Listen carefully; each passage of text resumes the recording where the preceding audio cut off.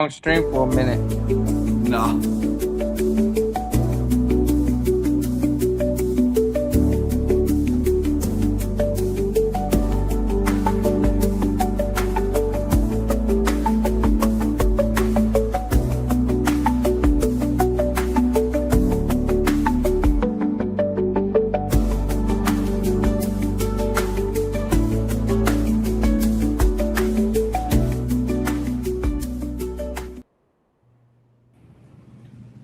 Hello, everyone. Welcome to Yankee Mania. How's everybody doing? Good evening. And Evan, Sean, and Johnny Salami. What's going on, everyone? What's up, guys? What's up? Not what we thought by tonight, but guys, a lot of rumors going around. Let's start it. Let's start by saying hello to everyone. Thank you so much for being here. And tomorrow actually is the last day. So, but you know, I got the gist of the Yankee hot stove, and right at the end, Meredith said, "Look, we know what we know that everybody's anxious and everything, but the bottom line is, this takes time. That Rome wasn't built in a day.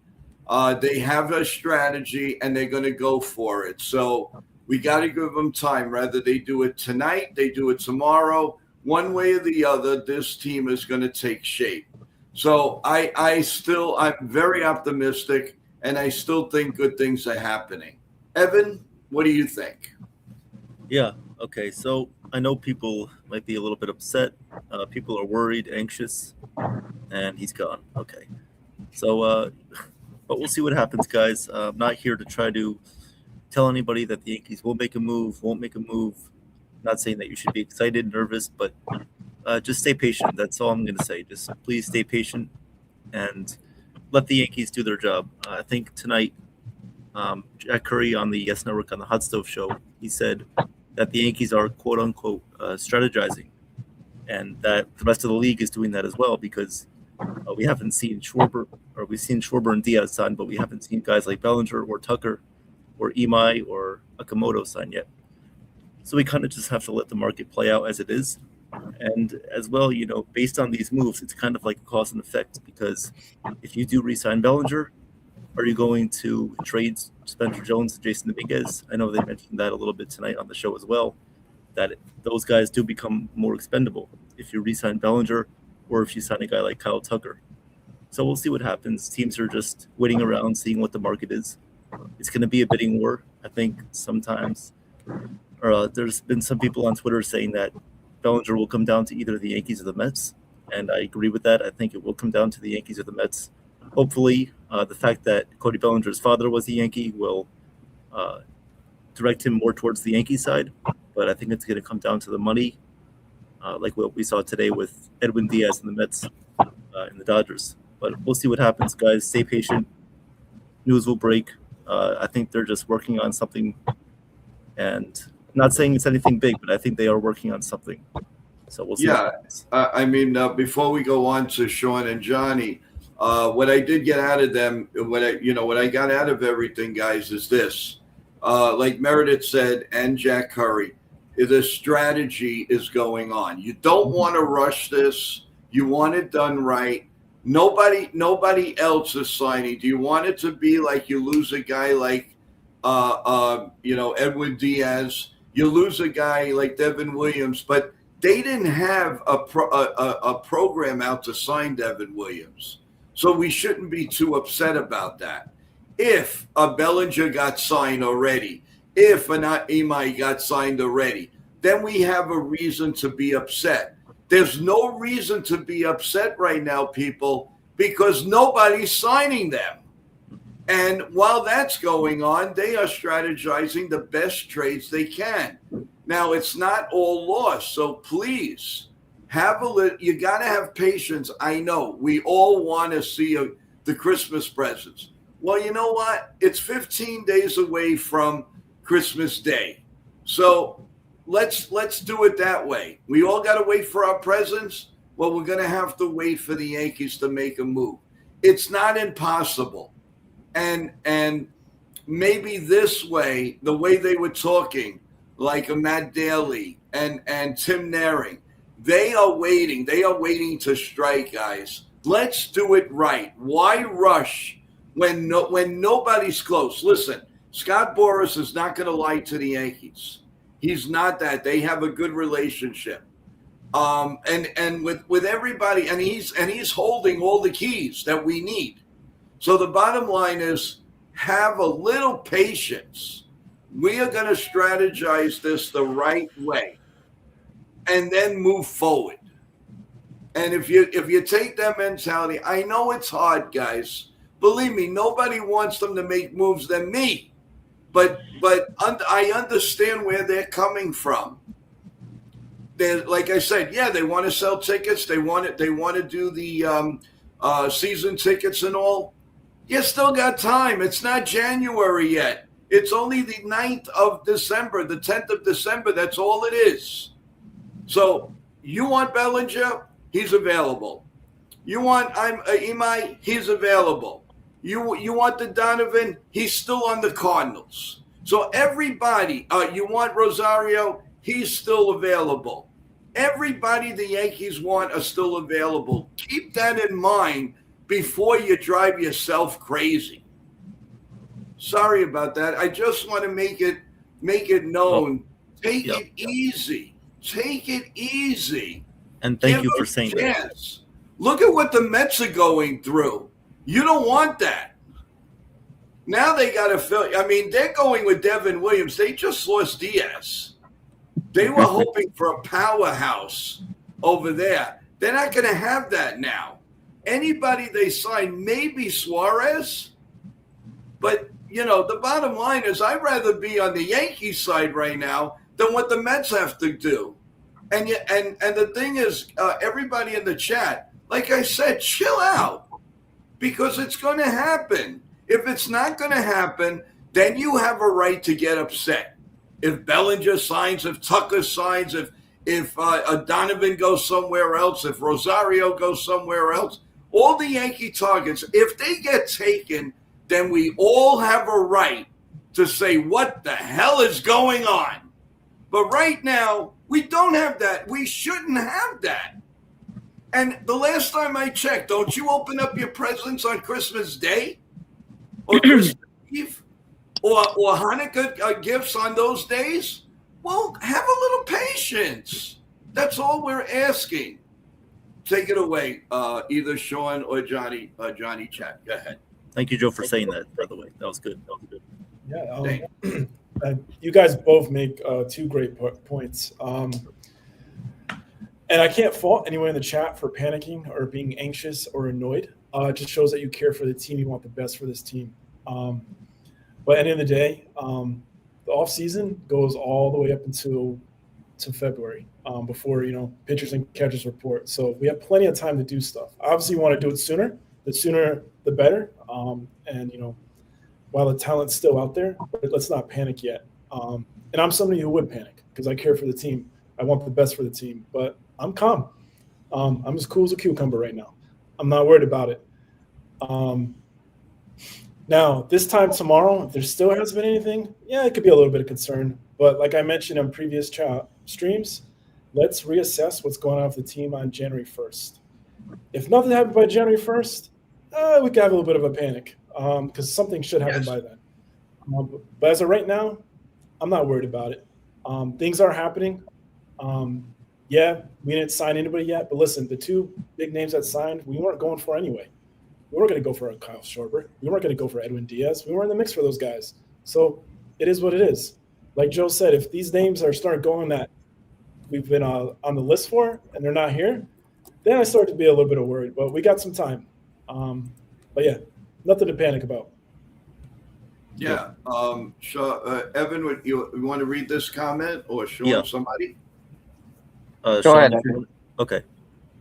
Bryce says, also, Joe, important news. Jack Curry, before the show ended, said Bellinger is probably going to play for Team USA, so it makes sense for him to be a Yankee and go with Judge. That's a good point. I mean, that's a good point. And also, I'm going to say this. The market's only trickling. I mean, look, there's only been rumors and stuff. It isn't like a whole lot of people have gone off the board. All right. And then yeah, we had two moves today that happened in all of baseball. And that was the signing of Schwarber and the signing of Diaz. After that, it's been quiet crickets. And then the other thing too is, I understand the frustration, and some part of me is frustrated because I want him to be aggressive, but at the same time, I'd rather him be smart and aggressive, like strategy, and then strike when the moment's right. Get the right players. We don't want to repeat the Ellsbury or some of Hicks, some of these other moves that we thought were well, and they ended up biting us. Also, the another thing I was gonna say is this. I believe Bellinger at the end of the day is gonna be a Yankee. When he signs, that's up to him and the team he signs with. Okay. But also, and I lost the train of thought that I was gonna go with. But no, I mean I have faith in this. But yeah, if it's like getting closer to the 1st of January and we still ain't made moves, and a lot of people have gone off the board, then I'm definitely gonna be ranting. And then we have a full right to be mad, want to get the torches out. But come on, we gotta trust Cashman has been doing this for 26 years. He's got to know how to do his job by now. Oh yeah, without a doubt, without a doubt. And welcome to Cruise Control and a whole lot of people that are in the chat. Bellinger move holding up trades, which needs to happen. Diaz to the Dodgers, not shocking. Alonso probably gone too. Mets are in trouble. Yeah, on the surface, as of December 9th, December 10th, the Mets are in a little bit of a pickle. But then again, a lot of teams are not fully ready. Do the teams want to do this before Christmas? Yeah, of course they do. But in reality, if you do play it smart, and the Yankees in a way are doing that, they're having all of their meetings, they have all of their lieutenants, so to speak, in the room, and they can make their judgments what they want and do not want. And that's exactly what like a guy like Kevin Reese said tonight. And the bottom line is they know what they have. They know what they're looking for. They want to get more athletic. And this is where at least they talk within themselves and not a piece of paper. And that's encouraging to me. Very encouraging. So, again, we're all anxious, but we all want to see the same thing, that the Yankees get better. Okay, everyone, let's circle the day January 1st and let's see what happens. Yeah. Okay, that's fair enough. I think that's Circle fair. it. It gives plenty of time. Yeah. And at that point, if you want to panic, I'll be with you. I'll be the first one out here crying and yelling. But we Right. still have time to do that too. But I think before then, you're going to start seeing some serious moves. And listen, Yeah. there's still tonight and there's still tomorrow during the winter meeting. So let's see what happens. Yeah, and well, there's still tonight. Don't give up on tonight. There's still tonight. Pete Alonso's making his rounds. Who knows if he's going to stop in that Yankee boardroom? You don't know. We really don't know. Andy, Also, right, pitching is going to go first. Yeah, you're right. I sincerely agree with you. So, about Jake, the reason I'm more anxious is because I'm hearing teams in on people that the Yankees need. Yeah, but you have to hear that. Otherwise, the price, then it's just going to go to the Yankees. Even if they're not telling you the truth, they're going to say other teams are available. Now, Scott Boras, he's not going to lie that way. He may lie, he not so much lie, but he may exaggerate a little bit of the number. But there are teams in on Bellinger. The Yankees know that. They're not stupid. Yeah. They may play stupid, but they're not stupid. And when we realize that and understand it, listen, you guys, you want to complain until all the way through, you can. I'm just telling you, don't get sick about it, because they're going to do what they're going to do no matter what. And there's no way in heck that they got to know that they're not good enough to win a World Series right now. Let's face facts. But also, you know what I noticed though, the way this market is,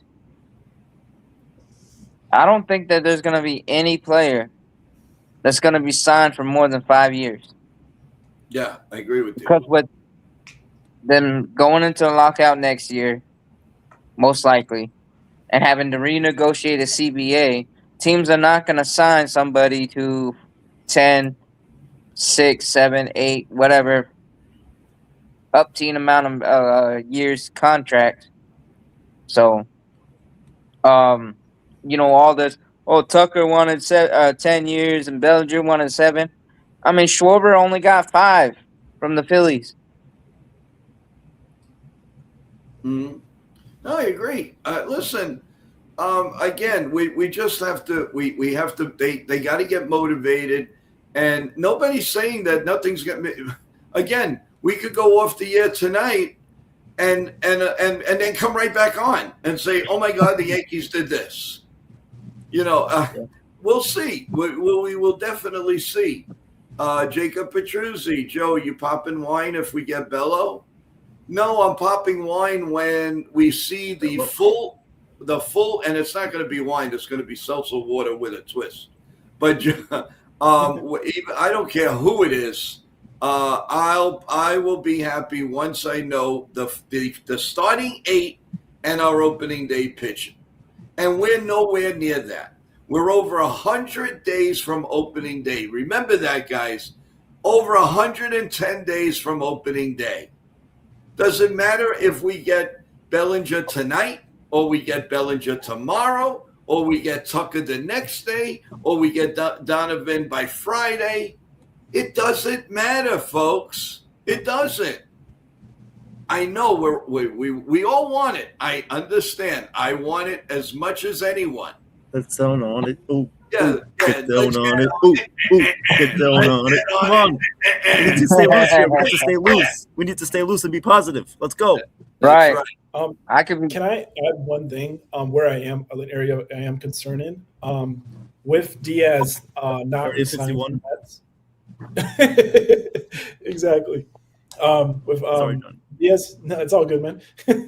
With Diaz not resigning for the Mets, and with the possibility and the rumors of Alonso not returning to the Mets, I feel like Cohen's going to want to go all out and get some players, and he's going to could outbid the Yankees where we can lose, where we may had a chance to get. Now, whether they maybe didn't want Diaz, I know it sounds crazy. We'll find out later on, or maybe they don't want Alonso. But if there's a chance that they wanted them and they lost on them, I feel like Cohen might go out and it can affect us negatively. It could, but I mean, you seen that they offered him 3 years, $66 million, Diaz, whereas the Dodgers offered $3 million more for the same amount of years. That's true.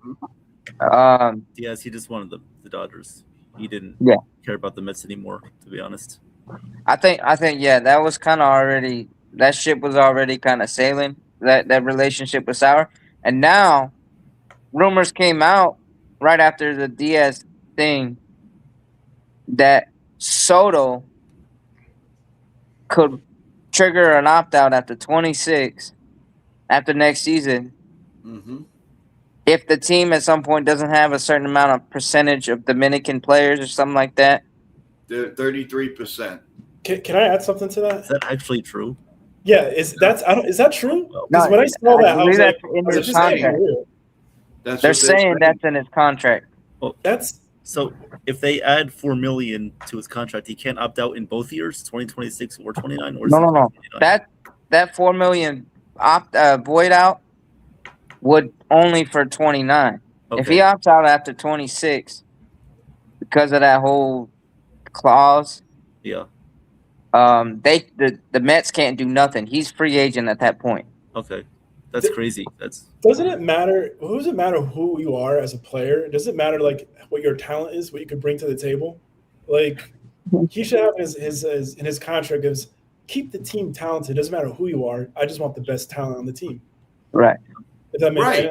I mean, why single out one group? That's ridiculous. Yeah. I mean, if that's all true, the Mets really gave so much, and it's possible that Met players are a little jealous. Now they are what do you call Lindor is not getting along with Soto. That's what they're saying.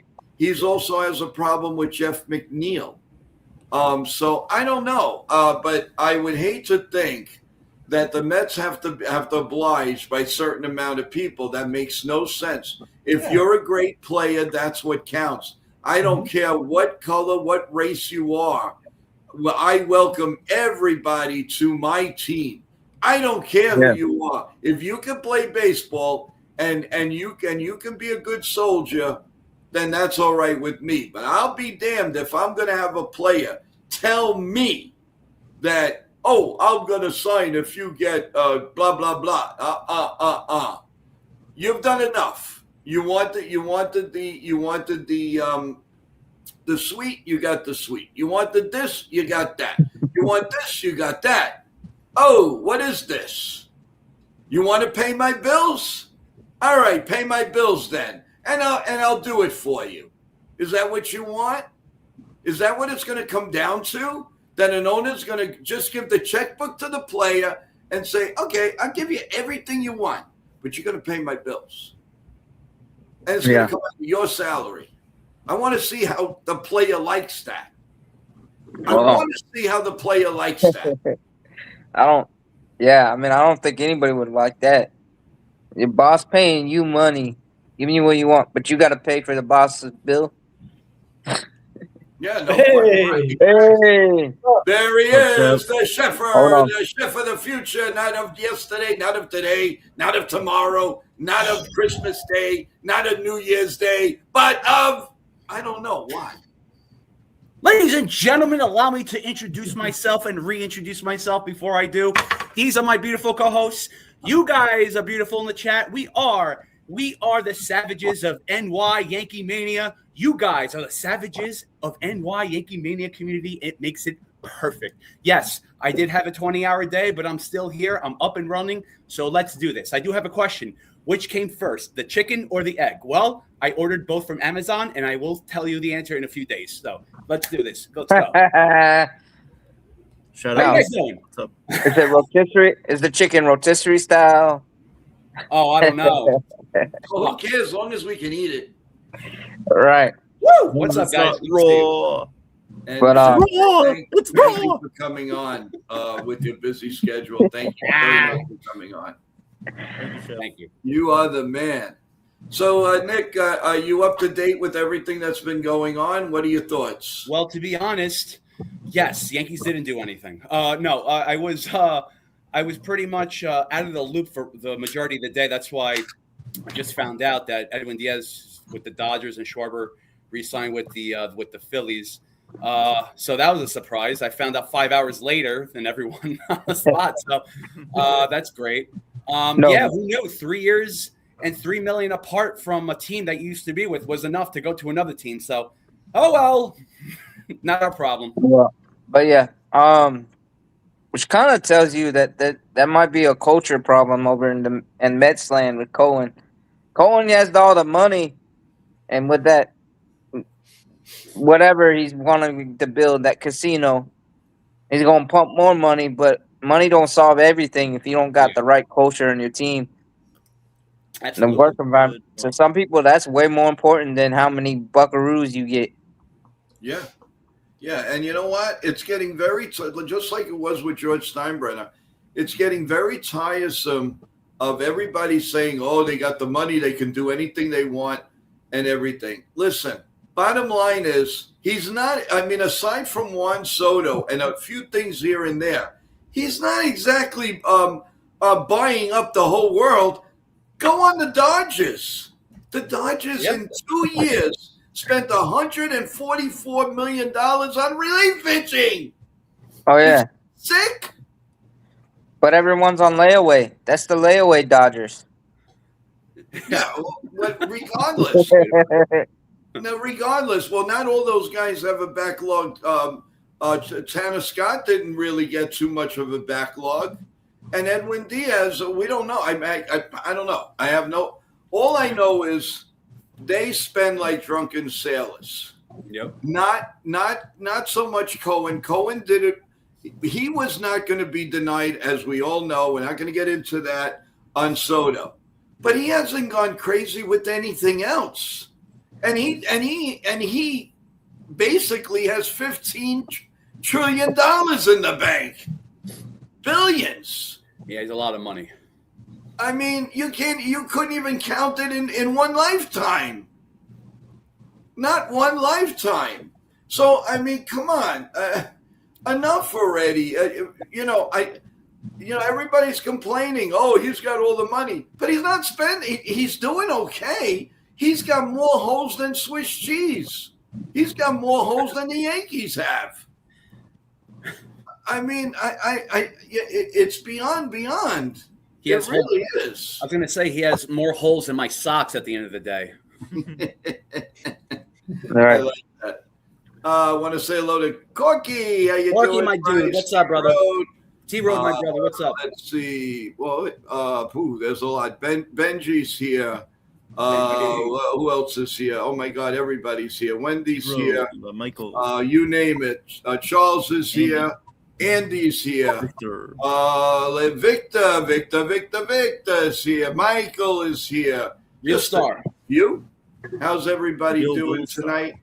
I hope you're having a great week, everyone. Tomorrow, we will have the morning show, and we will have a wrap-up show of the winter meetings with Howie Carpin, of course, a great baseball mind, great baseball aficionado. He is the man, and he will join us tomorrow night right here on NY Yankee Mania. So stay tuned for that.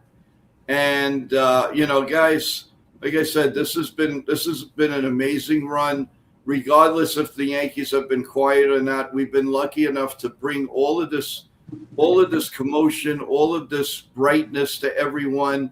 It's a lot of fun, guys. Regardless if the Yankees aren't too active right now, which I think they will, which actually makes for better off days. We will have more news to talk about when there is no winter meetings, if that's what happens. Right. So if somebody wants to rant on the panel, be my guest. Go ahead. Well, here's my rant. Part of it was with the Soto thing, with the drama out of there, and the other just in general. Yes, I was frustrated with Cashman and thing, but I understand that they're strategizing and they're doing multiple things. So they may pull off multiple moves next week. But here's my rant. I don't know why you complaining about you want to have a certain amount of percentage of people from Dominica Republic when this league is way more diverse than it used to be. You had greats like Hank Aaron, who still had death threats for breaking Babe Ruth's all-time home run records up until it, still got it afterwards. But that man played 20 plus 40, almost however many years he played, long career. One of the greatest in the game ever. And then we all talk about Jackie Robinson and what he did when he broke the color barrier. I agree. Well, for a player today to want to sit there and complain and tell an owner and put it in the contract that if you don't have this amount of players of this certain area or nation or whatever, and I don't care about all that stuff, but to put it that way, that just tells me a lot about you as an individual, not as a player. True. No, So I agree. would just say to this, Juan Soto, we know you can play baseball.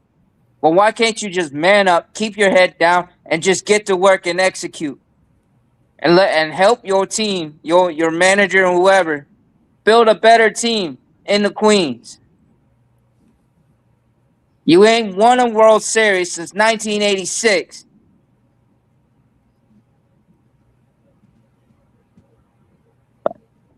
Well, they've won a World Series. I mean, they haven't won, but he did in 2000. When did he win that game? 2019 with the Nationals. Right. So with him, it's like 6 years. And not that it makes it any better, but the bottom line is, you got to be a team player, and if you're not a team player, I don't know if I want that player on my team. I've seen too many that are selfish. And I'll bring you up a name right now, Randy Johnson. He never wanted to be a Yankee. He couldn't care less of the Yankee name. And he made that known. He came here for this. That's all he came here for. And the minute he came here, he rented condominiums in what was that? Columbus Circle for $30,000 a month. Give me a break, will you please? Give me a break. You either want to be a Yankee, you either want to be a Met, or just move on. Yeah. Just move on, please. I love that. I love that. You know why? Because when Juan Soto signed his contract with the Mets, he retired and became a baseball player because he has all the money in the world right now. Oh, times change with baseball. You know what? You used to just love the sport, love the team, and then make less money. Well, I guess, towards inflation, it got more out of hand. Now it's getting more out of hand. It's like, all right, it's not all about the money. Now it's all about the jumbo jets, about the limousines. It's all about the bringing your family to work day and the clubhouses and the suites. All right, it's a little too much. If you're making way beyond the norm, should you still get other how do you say it, I don't want to say features, but any other perks in regards to already on the team? It's like, if I was to make $5 million, that's it. I'm good. I mean, that's me saying it now. I don't know, but I'm saying, but going back to the Yankees, it's like I'm not even going to waste my energy and time anymore to rant. It's just more or less like a father or like a parent saying to his children, "I'm very disappointed in you." It just seems that way. It's like, instead of just getting angry, why are the Yankees doing this? It's like, Yankees, I'm very disappointed in you. I think that's even worse. It sort of releases more positive energy out of you instead of, just, getting angry, which makes you tired and just, sure, at the time you're on a charge, but then you just lose it. Being disappointed, especially with the Yankees right now, that's a good way to do it, unless they make a move in the next couple of days. I don't know. I just think each day that passes, it's just they're wasting their time. They're wasting their time because of, I don't know what they have up their sleeve. I don't know if they're being patient. We've been patient long enough. I think our impatience is, like I mentioned last week, our impatience is not in the doctor's office where we have to be patient. We are Yankee fans. We've been patient long enough. Now we're impatient. So enough's enough. So I think if they're just gonna just say, oh, we need to do this, we need to do that, we know what to make this team better, we know how to win the next World Series. Okay, great, show us. How about that? Instead of saying, okay, well, going to the playoffs or make it to the wild card is just good enough, which is not paraphrasing. Those were their words. So if they want to say, oh, we know what to make the team better, we know what to do, we have this, we have that, we have this rumor and this rumor. Well, I'm not listening to any rumors anymore. If it happens, it happens. It has to be set in stone in writing. If it's a rumor where, oh, Yankees are close to getting Donovan in a trade, I'm not going to listen to that unless it's finalized, his physical cleared, everything set in stone. Trade wise, free agency, that's what I'm doing, because we're all going to get and end up disappointed, and it's going to end up in rage. Right. So we don't want that. So right, and Nick, to follow that up with Big Mommy here, she said about the well, look at the Red Sox. Okay, So they're talking about Marte. They're talking about Seager, Paredes, Brendan Donovan. Well, you know what? I'd rather not know, because you put that all out, then a Yankee fan is going to get, oh, we could have had Paredes. We could have had Donovan. Isn't it better that we don't know and not get disappointed, and just disappointed that they couldn't make a trade, than everybody putting out, we might get Bellinger, we might get Imai, we might get Soto, we might get this guy, we might get Judd, we might trade Judd. We don't want to know. If it's not going to happen, we don't want to know about it. So fine, let all the newspapers say, oh, the Red Sox are going to get Marte, Seager, this. And then when they don't, then the Red Sox fans will be calling up the radio stations, the podcast. Oh, how come we didn't get it? Now, Right. Isn't it better not knowing? Yeah, I agree. Right. And speaking of that, though, I know you The have Red- to sell papers. I understand that. But come on, you got to put out all that news. It's ridiculous. right. You know you're not going to get every one of those players. So listen, I'm not saying you can't say, it's obvious who the Yankees are going after. It's obvious. But, come on, give us a break here. They're not going to get this. Oh, but Joe, they were saying about all of the guys we were going to get, but they didn't get them. So why do we have to even? Yeah, it's nice if it's getting closer. I have no problem listening or talking about a trade. Yes. But if it's just because they picked up the phone and said to Arizona, oh, is Marte available? Yeah. Boom, right away you think they're going to get him? No, it doesn't work that way. The contracts are not like they were 20 years ago. There's so much involved. It takes a lot to make a trade, even though it doesn't look that way with the other teams. But remember, when the other teams, yeah, they get it done, but how long did they wait to do what they had to do? We're here, you hear New York style, but we don't know the other teams.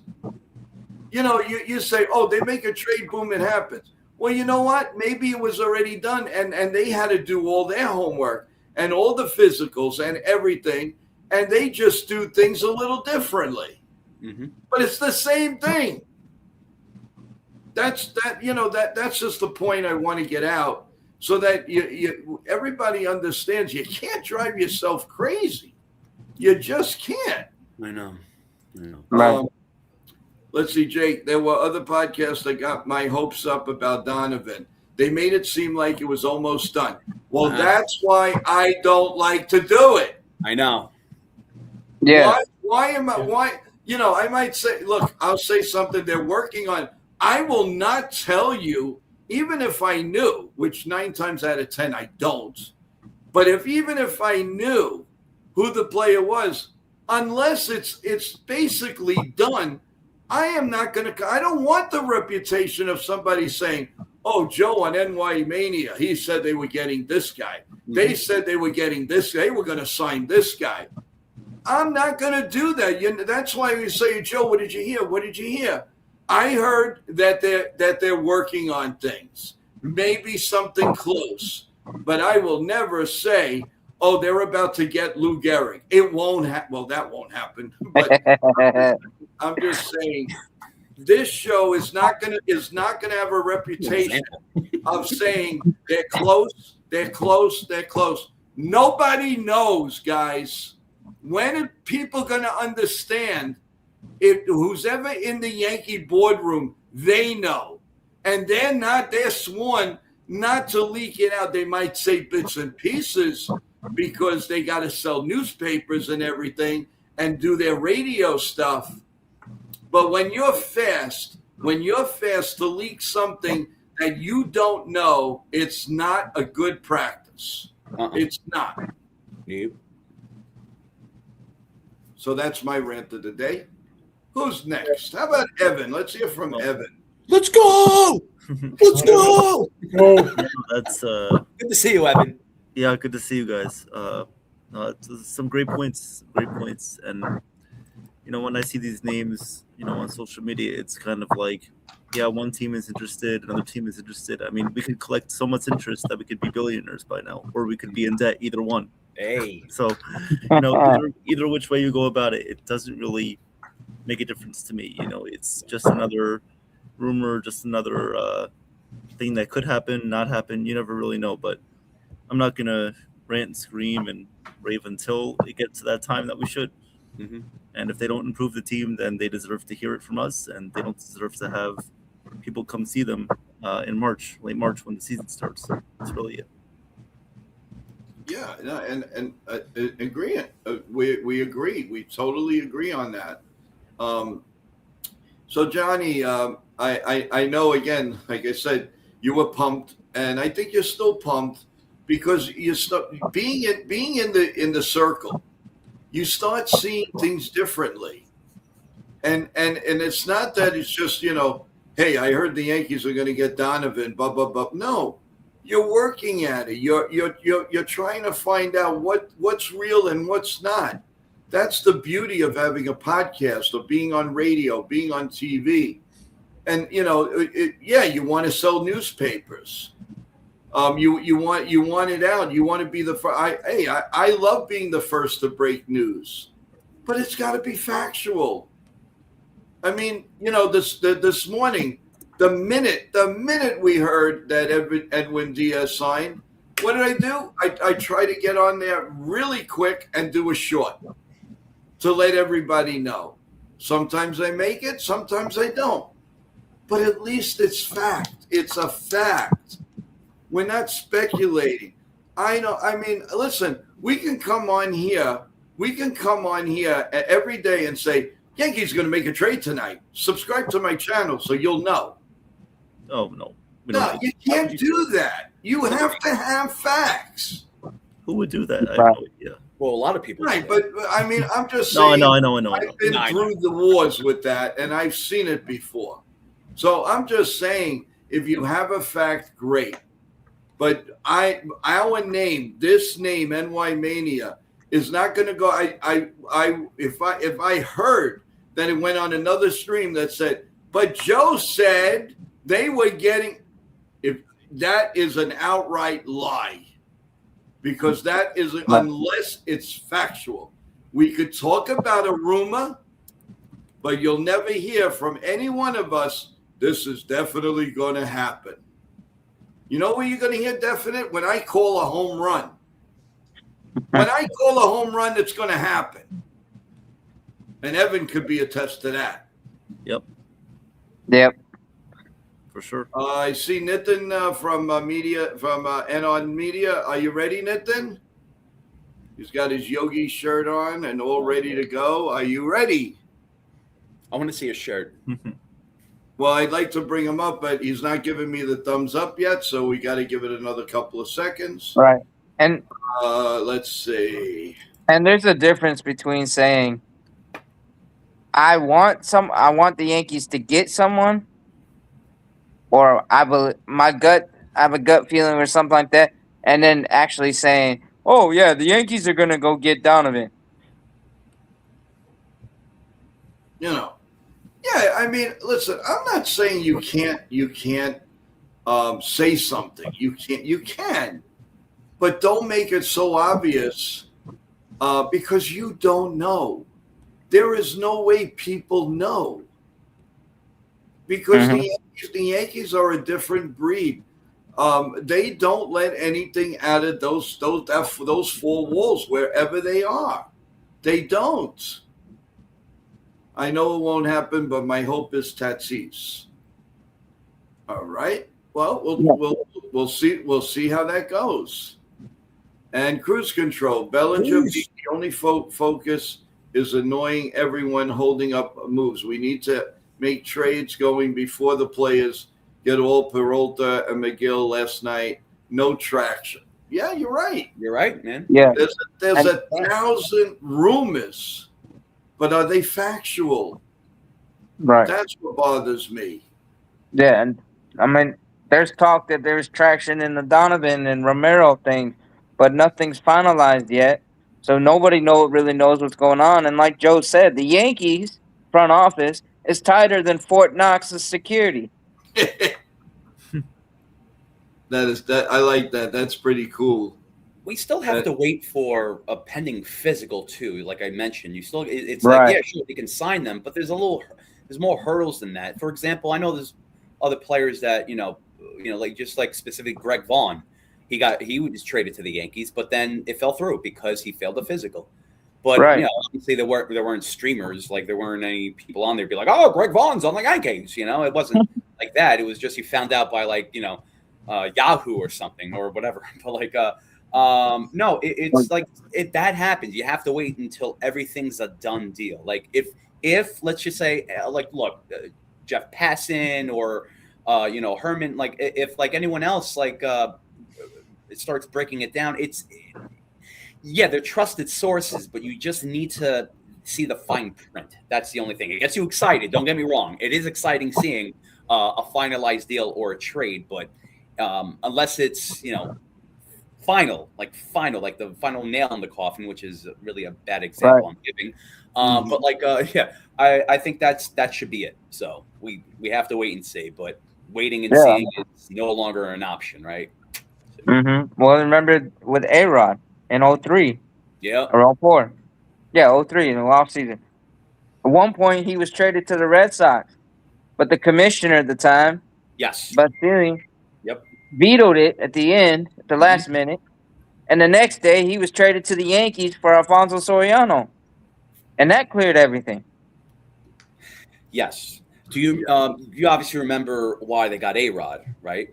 Right, because Aaron Boone twisted his ankle playing pickup basketball in California. Twisted his ankle. Poor Boone. Boone gets it no matter which way you go. Did he tear his ACL? Yeah. He got a paper cut on his ankle by playing basketball. Yeah. Unbelievable. That sounds like Aaron Boone. At the time, too, which was really interesting, it was like also when Aaron Boone got injured playing basketball, they had before they were like there wasn't even news on or rumors getting A-Rod. It just happened. But I think, I mean, I don't know, maybe I'm wrong, but I don't know, maybe there was. Oh, there wasn't. It was like, all I remember is that the day before we got A-Rod, it was ESPN said, well, the Red Sox are acquiring A-Rod, and then 30 minutes later, the commissioner has vetoed the trade. Yes. And then 24 hours later, the Yankees have acquired Alex Rodriguez from the Texas Rangers for Alfonso Soriano. Yep. It's still, almost like that was just incredible. The way that developed. I just want to give this example. I'm sorry, just to close this out too. It was just an example of David Wells too. He got a handshake deal with the Diamondbacks. I remember. And instead the Yankees came and they just took him. This is why. Boston gave the nickname Evil Empire, but Jerry Colangelo, he was the owner at the time. Yes. So he pretty much said the same thing in other words, but he was so upset. I remember it was like David Wells was about to sign with the Diamondbacks, shook his hand, and then the Yankees came, and this is how the Yankees did things back then. But it's just the good old days are gone. So we just gave him an offer he couldn't refuse. Yeah, right. I know. Yeah, no question about it. But I'll tell you, it's just insane. There is let me see. I think there's a quote here. They're just talking about Pete Alonso and how unfair basically he's been treated. He came back to the Mets with all his heart and still basically feel that he was treated very unfairly. And I really think he's closed the door on them. I really do. It's just a speculation, but if the Mets really want him now that they definitely cannot get Scherzer, They better really treat him with a lot of more respect than they did before. I'll tell you that right now. Yeah, Be very careful, because if he leaves, the Mets they're digging themselves a really big hole for right now. They really are. mm-hmm. Plus, he's the face of their franchise. I mean, I know Soto's there and the new flavor of the town, and Lindor is the lead, but Alonso's their homegrown star, their homegrown stud. Yeah. So I just cringed though, Sean and Evan and Nick and Johnny. If he goes to the Red Sox, I don't know what'll happen to that Green Monster. Oh my God! I just see I I just see shots going like crazy. I really do, and that scares the heck out of me. he could also go to the Padres and stick it to him. Yeah, definitely. But I don't know. We're gonna wait and see how that develops. But I have a feeling that's going to develop soon. Mm-hmm. I don't really see it, holding out. Okay. I think we got it ready from Nitin, guys. So I'm gonna bring him up, and here we go. Yo, what's up, guys? Hey, Welcome aboard, Nitin. The greatest PR guy in all of sports. This gives some good luck tonight for us, or tomorrow. We don't know. Hopefully. What is that? Yogi. What does that say? Yogi Is that a Greek yogurt? Greek. That says Yogi. We need to get a shirt that says Yogi Magic still lives. What's up, everyone in the chat? Shout out everyone for the support. Chef Nick, my guy, what's up? My guy. My guy, what's up? Sean, my guy, what's up? Johnny, my guy, what's up? Joe, my guy, what's up? Everybody, shout out to everyone. You guys are killing it so far. And sorry I'm late. My team and I are working on getting someone from the winter meetings live tonight here, or during the week. So my friend Julian said that he'll come on after the winter meetings. He's busy right now, live in Orlando, but we're trying to get someone for you guys tonight, hopefully. Did he say the Yankees are going to stay tomorrow? Yeah, the Yankees are staying tomorrow and Thursday in Orlando. Really? Yeah. And they're expected to continue to work in the warm room until Thursday's over. So. Oh wow, that's gonna be something. Yeah. Also, I have another source. So I have a close friend that works with Boston. This might be good news. They're not expected to pursue Bo Bichette unless the market changes. Okay. There you go. You heard it here first. I think the Blue Jays are gonna do whatever they gotta do to re-sign Bichette. Here's my Fresca. All right. Ooh, Fresca. Cheers to everybody. Let's go Yankees. So Yeah. The coffee, the water, the seltzer, and the coffee. And what do you have? Evan. Evan must be missing an angel. Good. That's a drink, all right. Oh, I got something better. Hey, Joe, guys, I know Pinky down. I know you guys are worried about the Yankees' lack of moves, but listen, there's only two moves that happened today so far. Two big moves, which was Kyle Schwarber and then Edwin Diaz, which I like. By the way, I don't know what's going on with the Mets now. All of a sudden, they're, I guess, money constrained. Like, they could have matched that offer, by the way, to Edwin Diaz or went a little bit above. I'm kind of shocked that they didn't do that. They just stayed $3 behind the Dodgers. So, but kudos to the Dodgers. They get the guy, whatever they want, they get, and they got him again. Rich gets richer. So now they're gonna. Diaz is gonna be the closer now, and obviously, I can definitely see the Dodgers continuing to improve the bullpen, and also offense too. So. I already knew that the Dodgers were going to make moves and add to that team. And Andrew Freeman, man, what a genius he is. He is like I don't know how he does it, but I'm telling you right now, this guy is one of the best in the business. So, but when it comes to the Yankees, don't worry. I mean, obviously, we have till January, February to make moves till spring training. So basically, they have till spring training. But if it gets to the point where obviously, I heard you guys say if it gets to the point where it hits January and no moves happen or only some moves, then we can get a little concerned. But right now it's so early. I think Kyle Schrober. Now we know what the money is expected for Cody Bellinger and Kyle. Yep. I mean, obviously Kyle Tucker will exceed all that, but now we know what the contract is going to look like for Cody because Right. Kyle set that today with 5 years, 150. And kudos to the Phillies, man.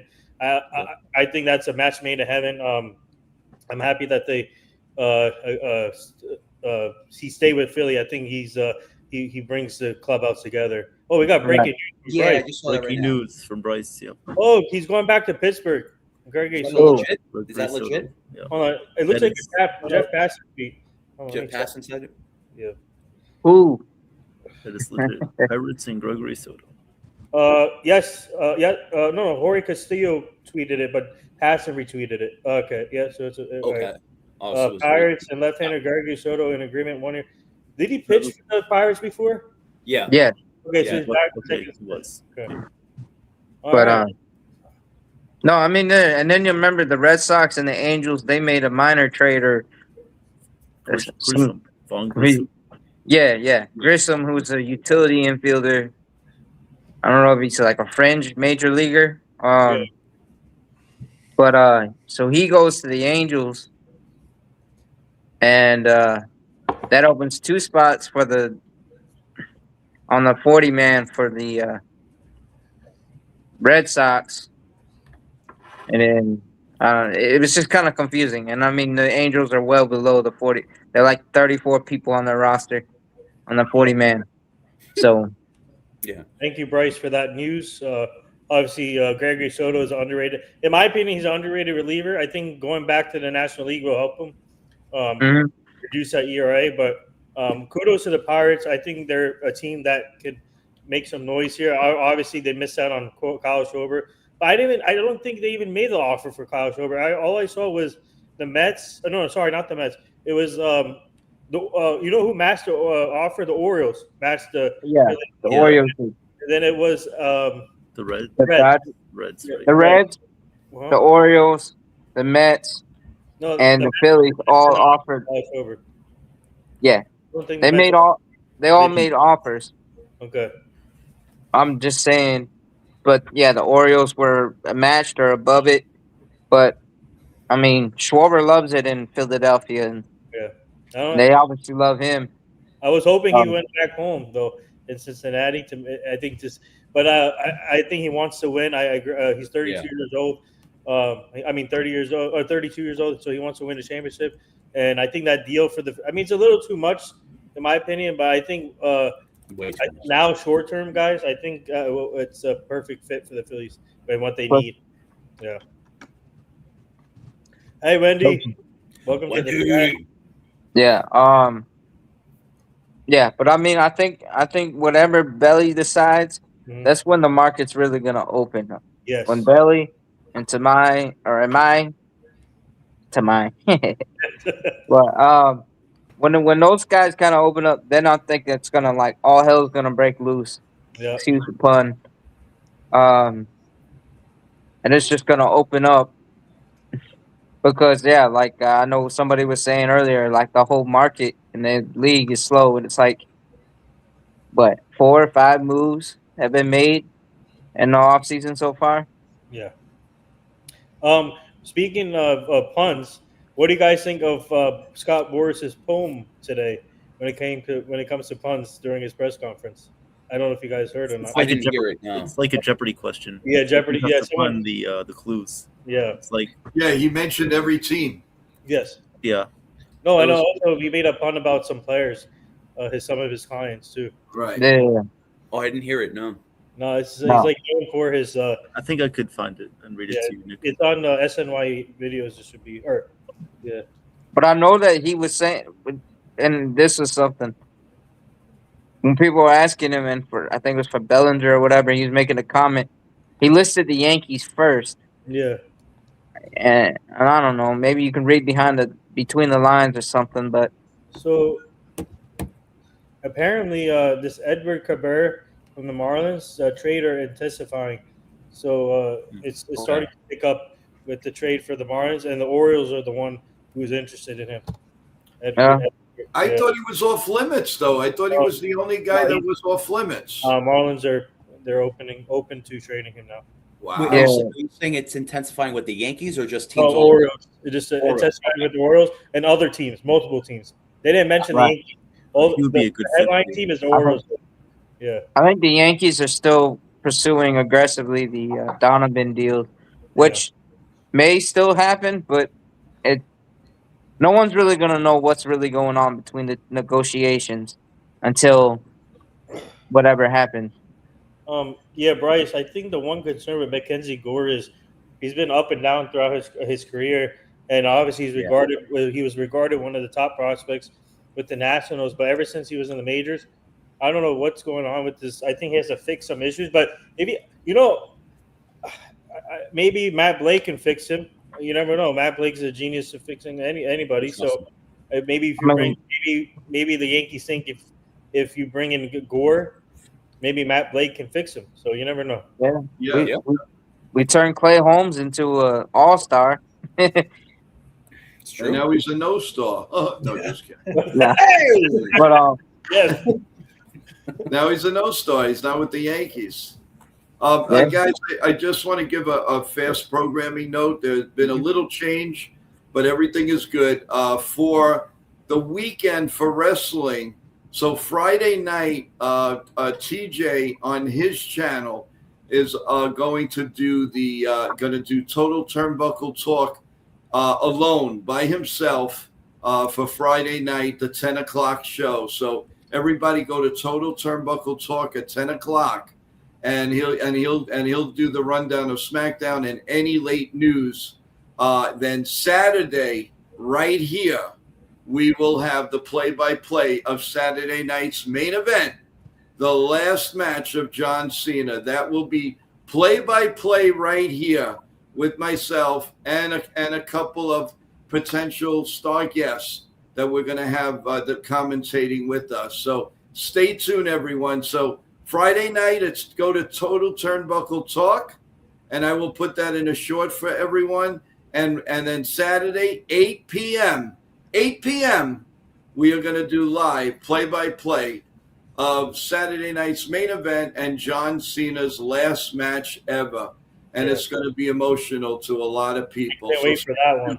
Joe, Right. I can't wait for the play-by-play with you and TJ. I think I'm gonna tune in for that. Obviously, John Cena. Even though I don't watch wrestling, but we're trying to work with wrestlers since they partnered up with Fanatics, some of them. So, and I'm working. John Cena follows us on Twitter, so we're trying to get him on the wrestling show for you guys, hopefully. So stay tuned for that. But so I respect John Cena a lot. What a great career! I'm looking forward to that on Saturday.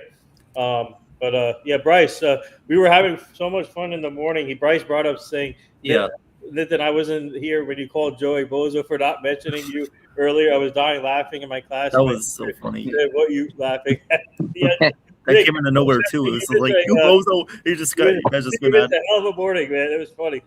Oh man, I'm glad you have a laugh on me. I'm really glad, guys. Oh, so funny. Hey. Man, Joe, God, you make us laugh. Hell of a morning. I gotta quit my job. I need to retire and just do this full time. Joe, you make us laugh. No, it was a great interview this morning. I said, I gotta watch it. I gotta rewatch Guys, it. whoever missed it, go check out the Connor Harris interview, which my team and I booked. Joe, Evan, Sean did a great job with him. So check it out. Right. Even Evan's having a laugh. That was hilarious. It just came out of nowhere, though. I didn't expect that. I don't even remember it. Can you refresh my memory? No, remember when I think it was like before he came on. I think Joe said something, and then you called him a bozo. Oh no, because he was mentioning, I think Evan and then Sean, and he forgot to mention us, mention me. Oh yeah. That's rude. I thought Connor was on with it, or was it right after he got on? It was before he got on, I think. Oh, it was before? Okay. Yeah. Oh yes, I did dance in the morning. Yep. Yes. Yeah, he did a Samuel. dance. I still didn't forget that dance, man. That's just in my mind Oh, forever. you had to see him today. He was rocking that backside, man. Bum, bum, bum, bum, bum, bum. Bum, bum, bum, bum, bum. Come on, Evan. We got a lot of people on the stream. Let's go, No, man. I Get gotta up. go I to sleep soon, can't- man. I I don't can't- want to be I up. can't Do it. No. Dun, dun, dun, dun, dun, dun. Let's go. Let's go, Oh, my Evan. Lord. Let's No, go, no, Evan. that's not. Let's go, That Evan. is Let's go, Evan. Come pinched in my on. memory, man. That is burnt in my memory. I love it. I love it. Yeah. Guys, you gotta Oh, see you guys. you gotta see the stream. This was awesome. And hopefully one day soon he's gonna come back with us. Woo. And his favorite Yankee, by the way, is Garrett Cole. Yeah. And we're hoping that Evan and Connor could do a play-by-play, and they will both dance on that stream. So that you cannot miss Hey. it. He also loves Jabba and Derek Jeter. So There you Right. go. Oh, man. El There you Capitan. But Chef Nick, you missed the show, man, this morning. You've Yeah. got to watch the video. No, I'll definitely rewatch it. Yeah. Yeah, it is hysterical. Guys in the stream, if you haven't seen it, go back to it. It was hysterical. And Evan, Connor wanted to see Evan go into a rant, yeah. and that was amazing. That was amazing. It was funny, and everybody was in stitches, man. It was No, funny. you even showed him your rant too, so you did it. Oh yeah, that's right. I did too. What you gonna do? No, but no, but that was great, guys. And listen, we got another full day of winter meetings. I was thinking that once the Rule 5 draft, the Yankees leave. But if your guy is saying that they're staying, then they're staying.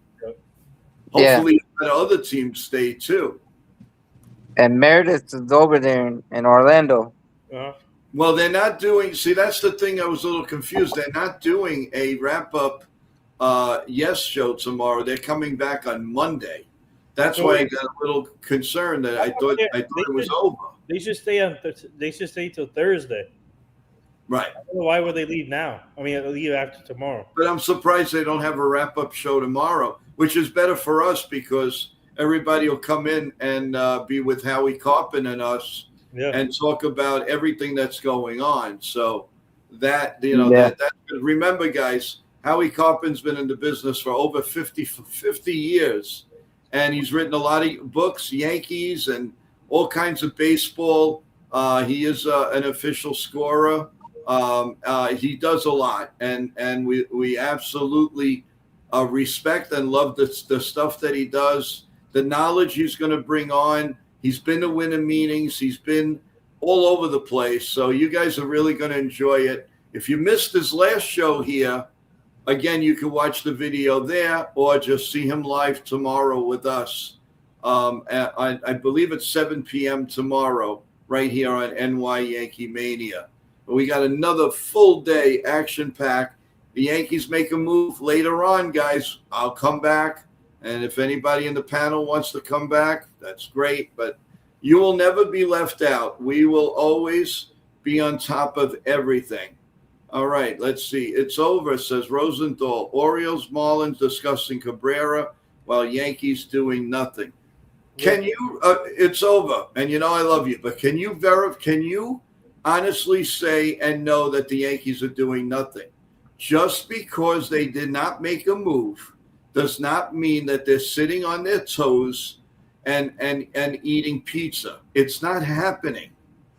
They don't sleep. They don't sleep. So you got, like I said, patience.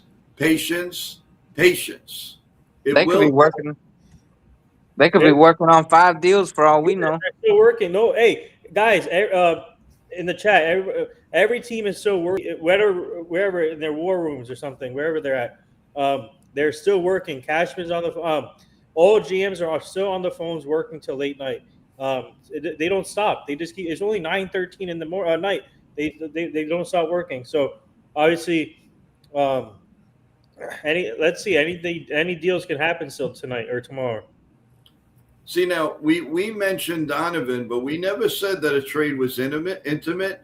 We never said anything about it. That we know that it is out there, but they can say what they want. Ken Rosenthal and Jeff Passan are fantastic, but are they in the room with them? No, no, no, and no. Not even Meredith, not even Jack Curry, nobody. The people that are in that room were the guests that were on there, and that's it. Mm-hmm. And the main person is Brian Cashman, along with Kevin Reese, along with those guys that are in there, and they do know, and they can only say so much. They can't say more. One thing. Do you really think the Yankees flew to Florida, have nothing better to do, just go there and say, well, you know what? We need Bellinger, but we're not going to try. We need a guy like Donovan, but we're not going to try. Let's just sit back. We'll order pizza. We'll have some ribs. We'll have some fun, and then we'll go home. I don't think so. I don't think so. So when you look at it logically, I think you can understand what the Yankees are doing. Don't rush. Then you rush, you make a bad trade, and then what? And then everybody's going to be, what did I make that trade for? I don't understand. Yeah. Speaking of trades, one team we should watch out for is the Padres. I think they're looking to strike big. Yeah. To unloading one of their contracts. AJ Preller, man, this guy is. You never know what's going to happen with the Padres. He just goes with the flow, and just watch out. Right. Yeah, that's a good point. Yep. Yeah, the Padres. Big Mama, I think. That's what I was like. I saw that comment. Nathan needs to put Mama's out. in the car with him and can't leave. I'll send a car driver for Cashman. So actually, you know what? I'll send a van for him, and then people have to force him. Just call up JC Escara. Speaking of JC Escara, he's Yankees are receiving pitches for him. Yes. Yep. Lou says there's the Dodgers and everyone else. Okay. Yeah. Well, That's how listen, they're having their hurrah right now. Don't worry, it can't last forever, and it won't, because sooner or later the lust will go out. And believe me, when they start having to pay the players, it's going to hit them where the sun don't shine. Trust me. When they start paying the bills, man, that's going to be so high. I'm telling you right now, it's going to be crazy. They're going to. Yeah. Right now, short term is good for them, but long term, they're going to realize what they did. A lot of deferred money. Right. A lot. Oh, without a doubt. Absolutely. I think Ohtani, the reason why they are able to do all this, because Ohtani took most of the deferred money. That's because of Ohtani. Because he wants to win championships. And I get it. And then that's why they're able to acquire top-level players in each position. So. Right. Plus, he makes so much off of all those advertisements and endorsements. I was telling Joe this earlier when Diaz signed with the Dodgers. We actually did a event with Diaz last year at Woodbridge. We brought him to Woodbridge for the fans, and I told Joe this today as a joke. You can add Diaz to the list now with all the players that we worked with. They're all gone, and they get traded. That is funny. That is really funny, Nathan. I mean. It's hysterical. I mean, please, we're gonna put a stamp on you. You can't do certain players. Everybody else, you're more than welcome. Wendy, yes, so I actually, so I gave Marnie said, we can give them information to. So I gave, so yesterday Monday when Marnie was on the stream. Marnie told me I can give her number to Wendy, so I gave her number to Wendy, and then I think now there's a discussing to do a show together. I think so yeah, no problem. Interesting. Yeah, okay. Nice. Yeah, she's and she is very, very busy right now. She's got a lot of things cooking. Yep. Marnie. She will be back with us Monday. Evan, you want to what you're do? We're doing a game on Monday night. With all the winter meetings, it kind of slipped my mind, but Could you want to Yeah. tell everybody? I'm just gonna have to wait and see because I can't commit to it fully right now. Okay. So I just can't fully say that yet.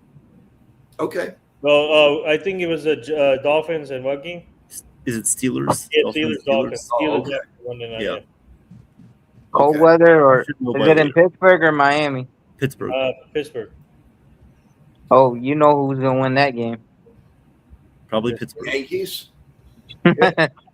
No, the Dolphins don't really play well in cold weather. Yeah. But they beat the Jets. Yeah, but weren't they in Miami when they did that? No, it was in MetLife Stadium last Sunday. Okay. Well, yeah. Well, the Jets, they're the Jets. I guess, yeah. Who knows? Remember, the Dolphins have remember been everyone. I'm sorry. No, you're good. When we have everybody in the chat, please don't forget to press that like button and subscribe to NY Yankee Mania if you can. I'd really appreciate it. If you haven't subscribed yet, now's really a great time to do it and help us send the show out. The more you subscribe, the more you like, the more YouTube and its personnel sends us out. So it's so important for you to press that like button and subscribe to us. We really appreciate it. So, I mean, there's so much, guys. My God. And the winter. Oh, by the way, who got the number one pick in the draft? Chicago White Sox. The Chicago White Sox. I was right. I knew they were going to get the number one pick. Yeah, congratulations to the White Sox. Well, Tampa Bay didn't do bad either. They got number 2. Yeah. So Yankees weren't anywhere near that. Oh no! I mean, the Mets, they said, fell down to 27. So Right. Yeah, all the names were there, but I didn't see the Dodgers or the Yankee name in there whatsoever. So well, they're probably like number 40 or something. yeah, and so much stuff, man. But we still, no matter what, it's 100 and something days away, and again, we got to stay focused. We got to feel happy, and we're not far away. We just have to do a few things, and if they get that done, that would be the world of a difference. And the one thing I like about spring training is, man, it's going to be fun to watch all those pitchers. Oh yeah, it's going to be fun to watch Spencer Jones. Yep. Let's see what these people have, and if they're still Yankees, of course. And Mr. Elmer, we definitely want to see him pitch. I can't wait for that. yeah. So it's going to be a lot of fun. It really is. Okay, so Bryce sent me an interesting picture here. Talking Jake from John Boy. Obviously, they're at the winter meetings, and I had the opportunity to interview him a couple years ago. But Jake posted a photo 9 minutes ago with Jeff Passan on the phone, like looking directly at him. But look at Jeff Passan's reaction. It could be something. Someone said it could be something, but we don't know yet. But Jeff When Passan, was this? 9 minutes ago, Jake posted this on Twitter. Oh boy. Yeah, Let's see. it could be something. And he's What's I think he has a smile going towards Jake. So Jeff Passan's on the phone currently. Okay. It could be something, could be nothing. Let's see. Bryce sent me this. Thank you, Bryce, for this information. But he posted it 9 minutes ago. Jake from John Boy Media. Well, it's a good possibility. Maybe he got a date with a Dallas Cowboy cheerleader. That could be possible. I get that look. That would put a smile on anyone's face. Hey, we have the Cowboys. Except his wife. Cowboys have the best looking cheerleaders in the game. So there you go. Oh, well, they're not. Well, yeah, they're not the Dallas Cowboys cheerleaders for nothing. Yep.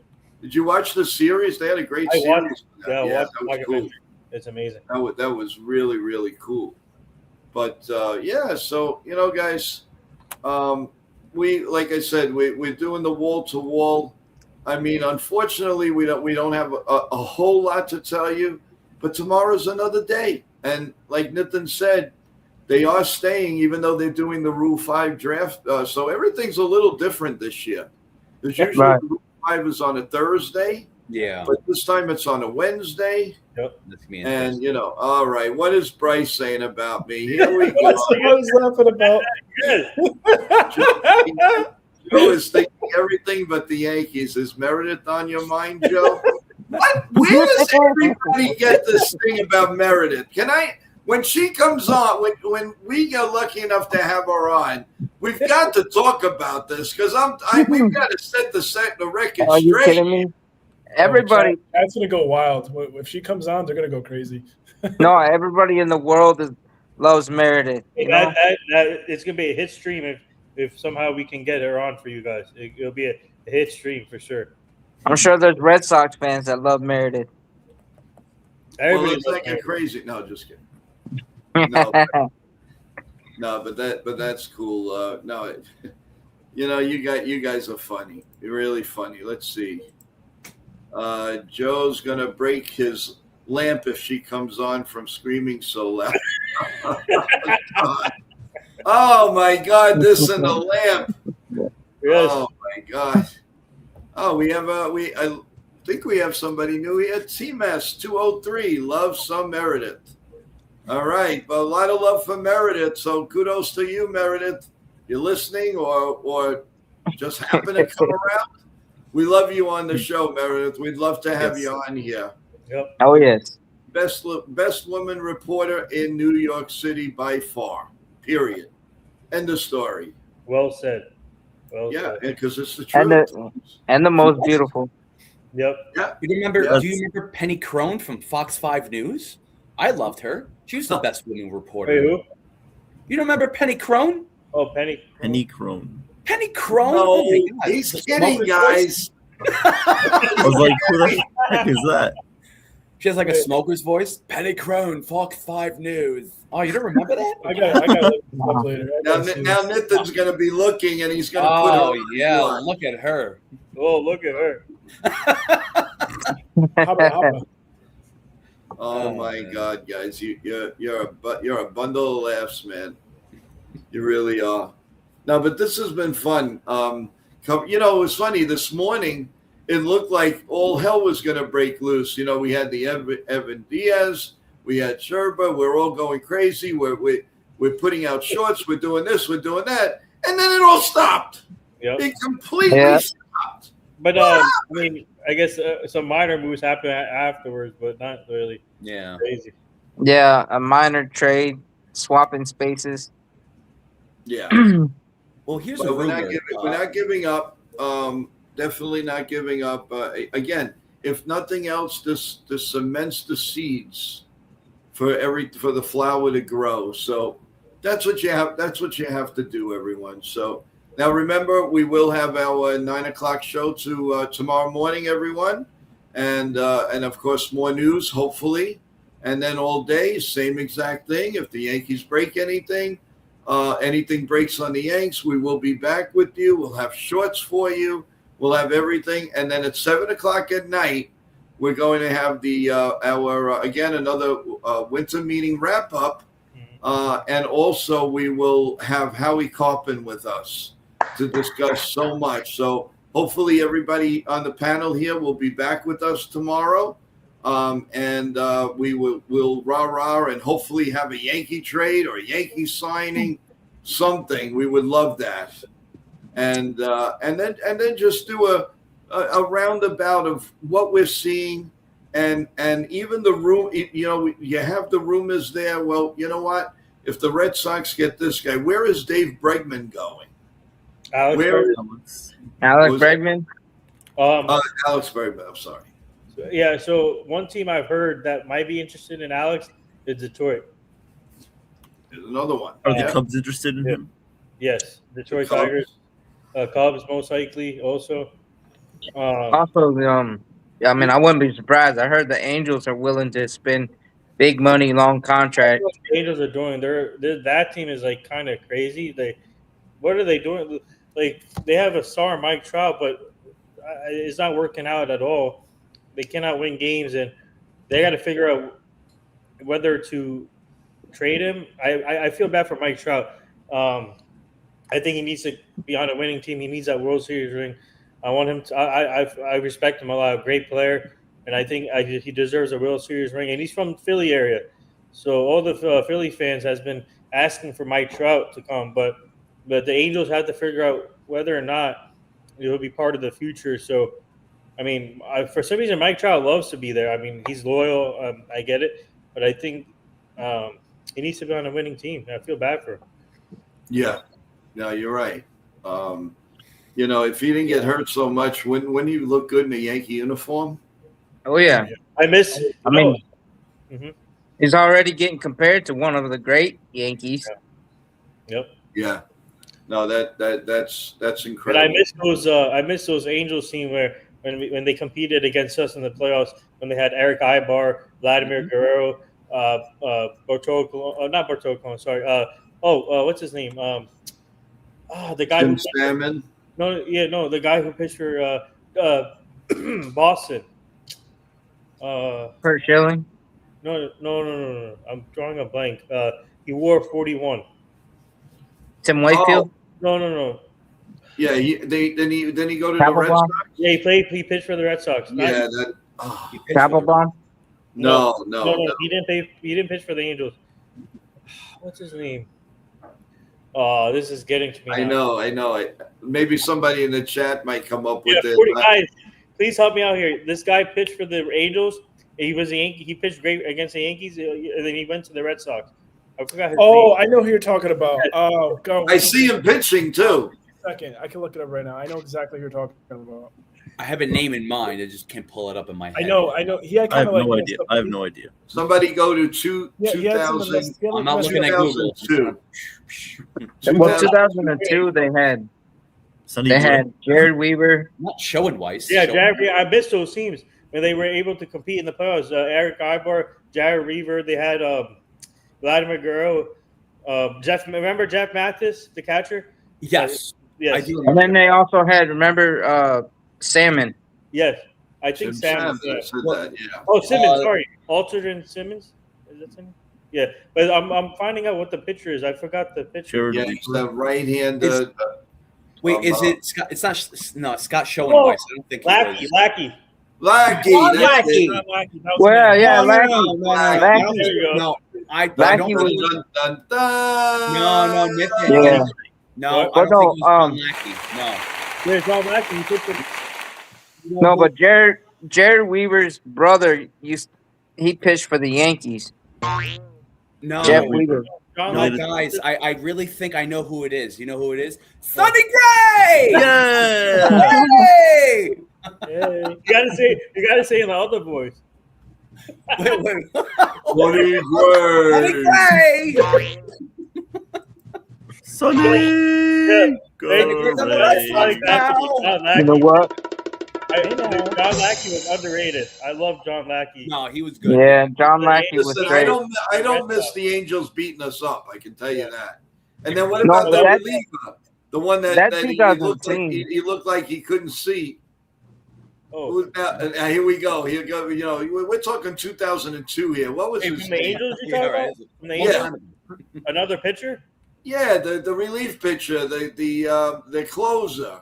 Remember, he was looking like this, and he was scared when he went Oh, up. yeah. I know who you're talking. That's Yeah, he had the glasses on. I can't see anything, but I'm throwing 100 miles an hour. Yeah, I keep forgetting his name, but yeah, that dude was. K-Rod? No. Yeah, that's one, but there's another one. Yeah, Was yeah. it Todd? I No. have no. I know who you're talking about. Yeah. I know who you're talking about because he struck out Barry Bonds in the World Series. Was he on the 2002 Angels team? Yes. Yeah. Oh, no. He struck out Barry Bonds to end the World Series. Was it? Troy Perseverance? Troy Parseval. Yeah. Oh, there you go. baby. Yeah. Boy, who? He made it. He Troy made Parseval. it. He Yeah. made it. Yeah, no, I remember because when one of the games when the Giants were close to winning, and Barry Bonds was up, and he struck out Barry Bonds. Yeah. It was like what? And That, then he was squinting like, Right? Yeah, I can't see nothing. They had a loaded bullpen too. They had Brandon Donnelly, Ben Weber, and then K-Rod. Yes. And then eventually K-Rod was on that team. Yep. And they had that other right-handed pitcher too. I can't think of the name. Scott Schoenweiss. Yes, but there was a right-handed pitcher that the Yankees couldn't hit for anything. Again, look up the 2002 Angels bullpen. I see the. Believe me, you'll know once you hear the name, you'll know who it is. Ben Weber, Al Levine, Scott Schoenweiss. And then you remember they had the Rally Monkey and the Thunder Stick. Evan, what other names were on there? I see Ben Weber, Scott Schoenweiss, Right. Al Levine, Brendan Donnelly. Right. It's a relief pitcher, right? Yeah. Yeah. He wore the glasses too. Brendan Donnelly, I remember him. Are you talking about Scott Shields or Scott Schoenweiss? Scott, that's a Scott Shields, I think it was. Is it Scott Shields? Oh, we couldn't hit a banana off a conga drum with that guy. Oh my God, that was ridiculous. Was it him? Scott Shields. Oh my God, he came in. You could throw Babe Ruth, Lou Gehrig, and Mickey Mantle. It wouldn't matter. They weren't hitting them. Wow. Yeah. There was a pitcher named Justin Spire too. I think T-Mess also mentioned Joe Smith. I think was he a submariner? Yeah. They had this. Too. They had the submariner, and then they had the guy that could throw sidearm.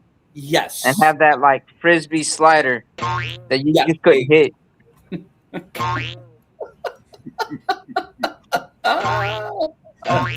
always gets me.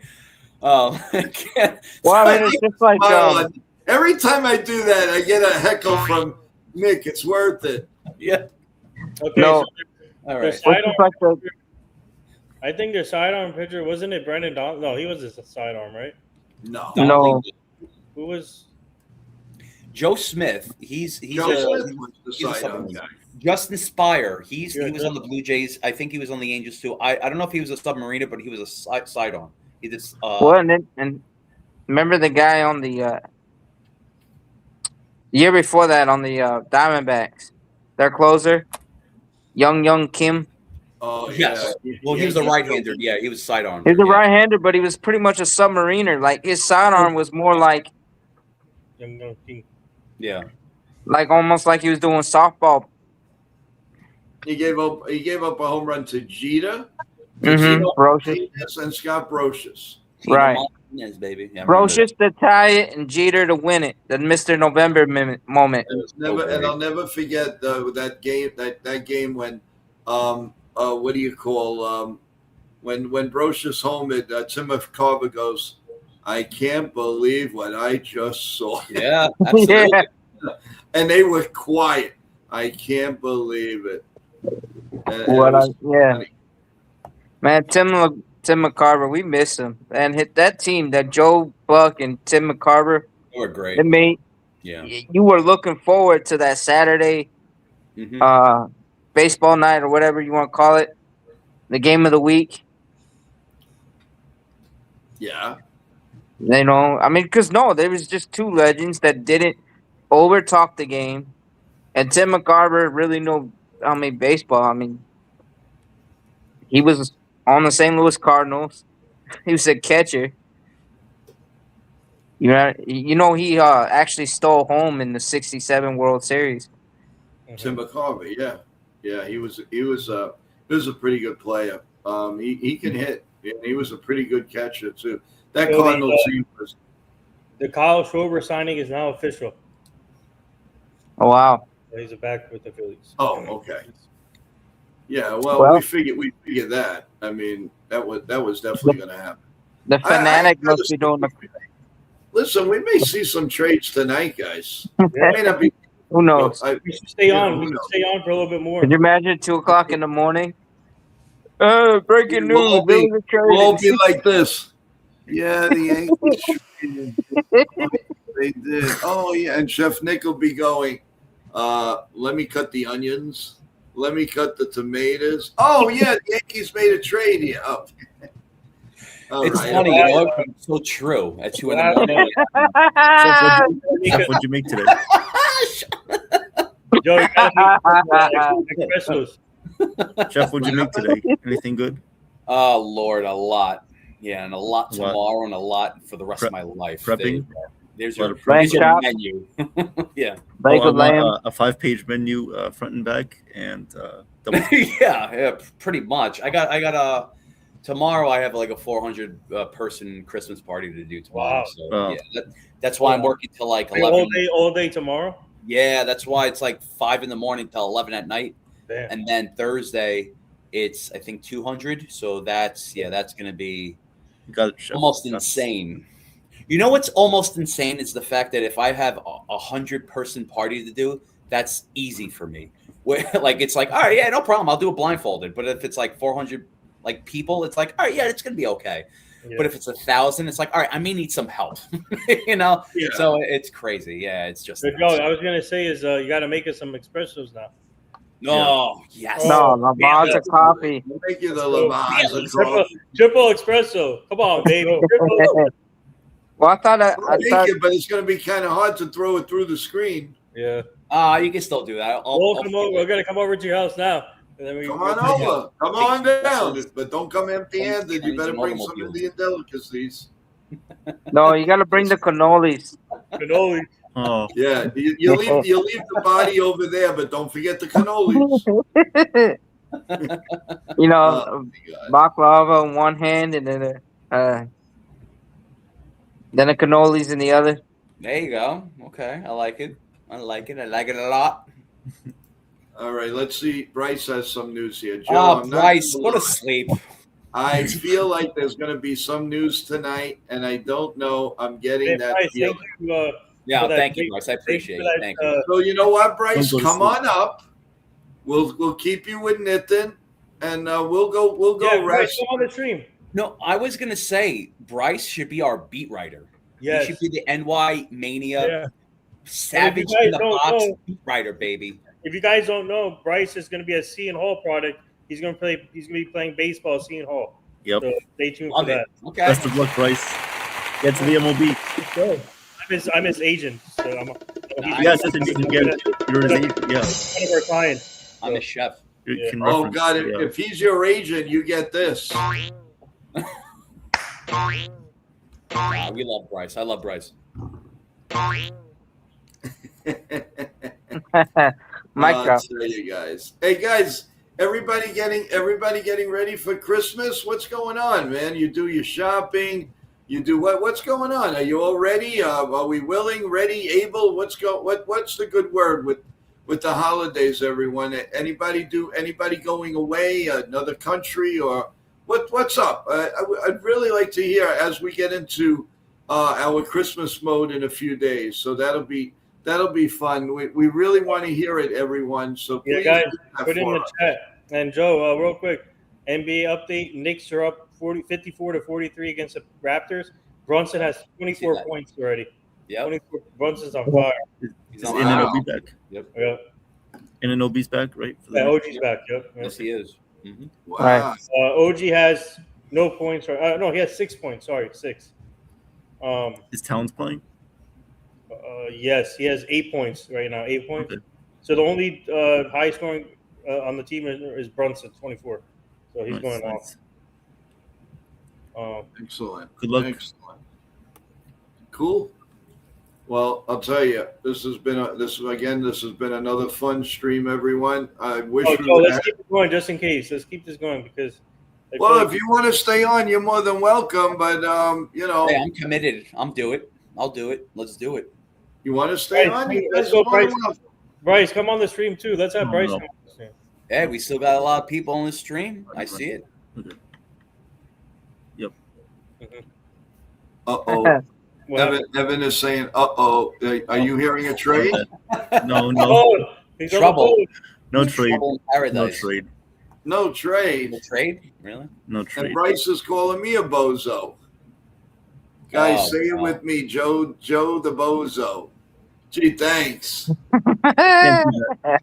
I've been inviting you on the show, and you're calling me a bozo. Oh man. Pozo. About half done with Christmas shopping, rough spot, but I'm just going to Amazon. Everything is in next week. I live in an area where it's insane traffic, and around the holidays, forget it. Well, thanks for sharing that with us, T-Mess. Thank you, T-Mess. I'm sure you'll get it all done. You'll be fine. And Merry Christmas to you and your family. Okay, hold on. Give me 1 second here. John Heyman just tweeted something. Give me 1 second. Hold on. Yeah, Oh no, No, tweeted probably another sighting of. who's repeating this? Is this It's an arson judge. No, it's Marlon Speech and trade talks involving Edward Cabrera with Nermers. We're ready to know that, John Heyman. Come on. Is there any traction with Sandy Alcantara or no? Not. I haven't heard anything else. Okay, all right. I think here I don't know. I think obviously the Yankees are interested in Sandy. A few other teams, but I think I'm kind of surprised that they're focusing on Edward Cabrera right now. Yeah, I really thought they were going to trade off Sandy first. They have Yuri Perez too, right? Yeah, Gary Perez. Edwin Cabrera is one of their best starters out there. So I wonder, and the package is going to be a lot for Edward. That's why I wonder if I were the Yankees, if they were going to talk to the Marlins, I would ask for both Sandy and Edward. If we were going to give up too much prospects, get Sandy, Edward, and add another player to it. That's maybe a big package, man. Yeah, very big package. I heard that the Red Sox are probably the favorites for Ketel Marte because they have the most ready pitching depth, guys who can start from the pitching depth. That's what I'm worried about too. Yeah, he's a good player, Marte, clutch player too. Yeah. Well, John Heyman was going to say Corey Bellinger signed with the Metropolitans. LOL. No. Oh my goodness. I like John Heyman, but the problem is he's late to everything. We already know that the Marlins are talking to teams but Edwin Cabrera. And or he just makes up players entirely, like Arson Judge signing with the Giants. See who With I was gonna say also, like, despite trade partners, let's just say with free agents too. I just think if I was the Yankees, I would not wait until after December. I would wait until like a little bit before Christmas. If let's just say we're still chasing Bellinger, and he's just like, all right, we're still gonna wait after the New Year. I wouldn't even pursue it. I would just go another route because it's not. I again, like if it's after the New Year and the Yankees haven't done anything. Obviously, it's a disappointment, and the next month, players, pitchers and catchers report to spring training. So that's going to be way too late. It's like it's crazy. It's like even with rumors about, I don't know if this is true, but with JC Escara, they're shopping JC Escara. Did you hear about that? Yeah. Saw that. Yeah. So teams they're getting interest in JC Escara. Why?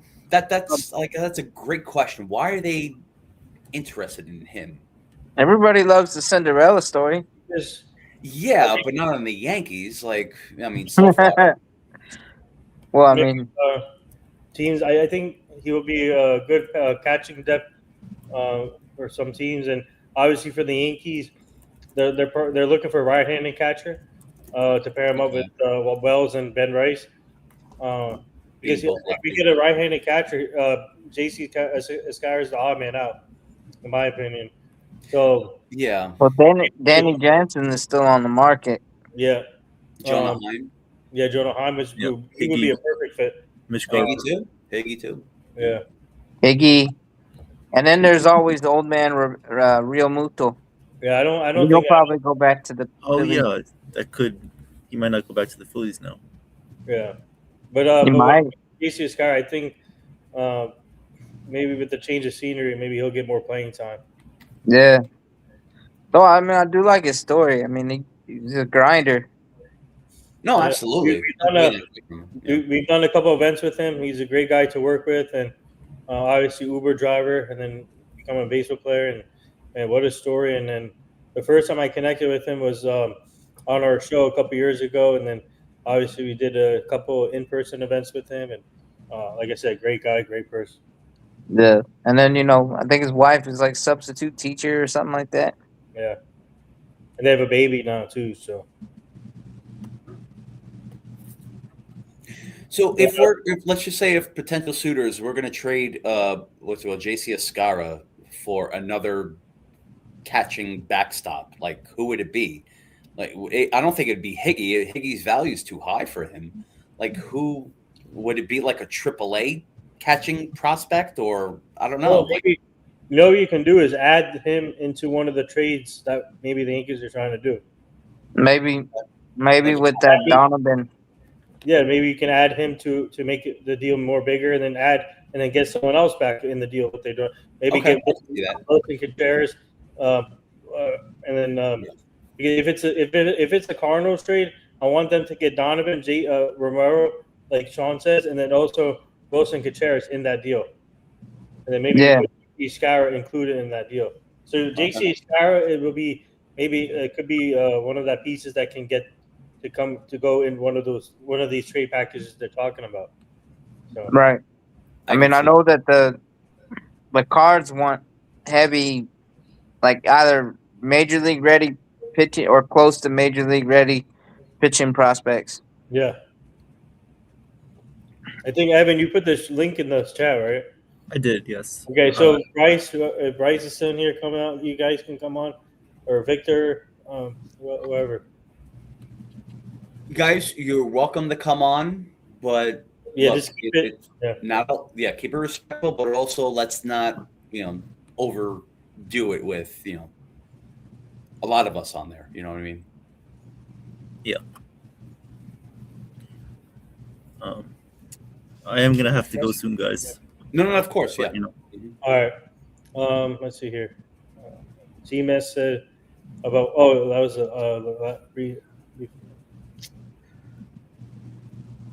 Oh yeah, Jeff. Yeah, that's a good point. I think Bloom, the front office guy for the Cardinals. Oh, it's Jake. Yeah. Oh, sorry, Jake. He was on live with MLB Network today, and then he was discussing something. Yeah, I think they're a team that could potentially blow everything up and trade their pieces. They're a team that doesn't really do sign free agents. They're a team that builds within their organization and then obviously trade. But if they do make a trade, I can definitely see Paul Goldschmidt going back there to finish off his career, or I can see Paul Goldschmidt going back to Arizona. Either of those. Yeah. But when it comes to the Cardinals, they're not really a free agent team. They know how to build their players within the system, which that's why they've been always a good team to competing. But I think maybe if they trade some of these pieces they have now and then get prospects back, I think they're trying to rebuild the system. So yes, right, that'd be a smart thing to do. Yeah, and but like I said, Cardinals, they don't like to spend big in free agency, which is smart. But they know how to build. They have a great player develop. This is what the Yankees need to learn from. The Cardinals, Rays, Dodgers, all these teams have great player development. I mean, the Yankees always say they have to say, obviously, and when they get interviewed, they're going to say that they have good player development. But to be honest with you, they're not. I think the Cardinals, Rays, and Dodgers are a step ahead of the Yankees right now when it comes to player development. So Cardinals are a team to watch this all season for sure. I think Diamondbacks too. Diamondbacks, yes. Yeah. But player development. That's why they were comfortable trading Suarez and Naylor, and they still almost made a run last year at the playoffs. Yeah. Yep. Thank you, Michael, for the update. Knicks up 69-52. Let's go. 6-9-2. Yeah, they were down early. Now they're up big time. Yep. Here you go. If they win tonight, they play the winner of the Magic or the so the Magic beat the Heat, so they will play the Magic in the championship game. Yeah. Yeah. Let's go. Come on. Bring on the Magic, baby. Yeah. Bryce asks, do we see a trade tomorrow? What are we thinking? We could see a trade. We could see a signing. We can see a trade tonight, too. Yeah. Tonight. I have this feeling. A lot of people have a feeling that tonight something will happen. Oh, the picture that Bryce sent me. Yeah, close to midnight. I mean, that could mean something. I don't know what it could mean, but I keep after you said that, I keep refreshing Jeff Passan's page. I'm like, yeah. that's why I keep looking down. I keep refreshing. I'm like, let's see if We're- something happens. We're anxious, yeah. We want something to happen soon. Yeah, I'm gonna have to charge my phone soon, but Oh, this is a cool story. The Naylor brothers will both play for Canada in the WBC. Okay. Okay. Nice. Josh and Bo. Huh? Josh and Bo. Yeah, Josh and Bo. Bo is a great player too, by the way. Yeah. oh yeah, From the the Guardians. best for So I wonder, Team S, TO3, great comment.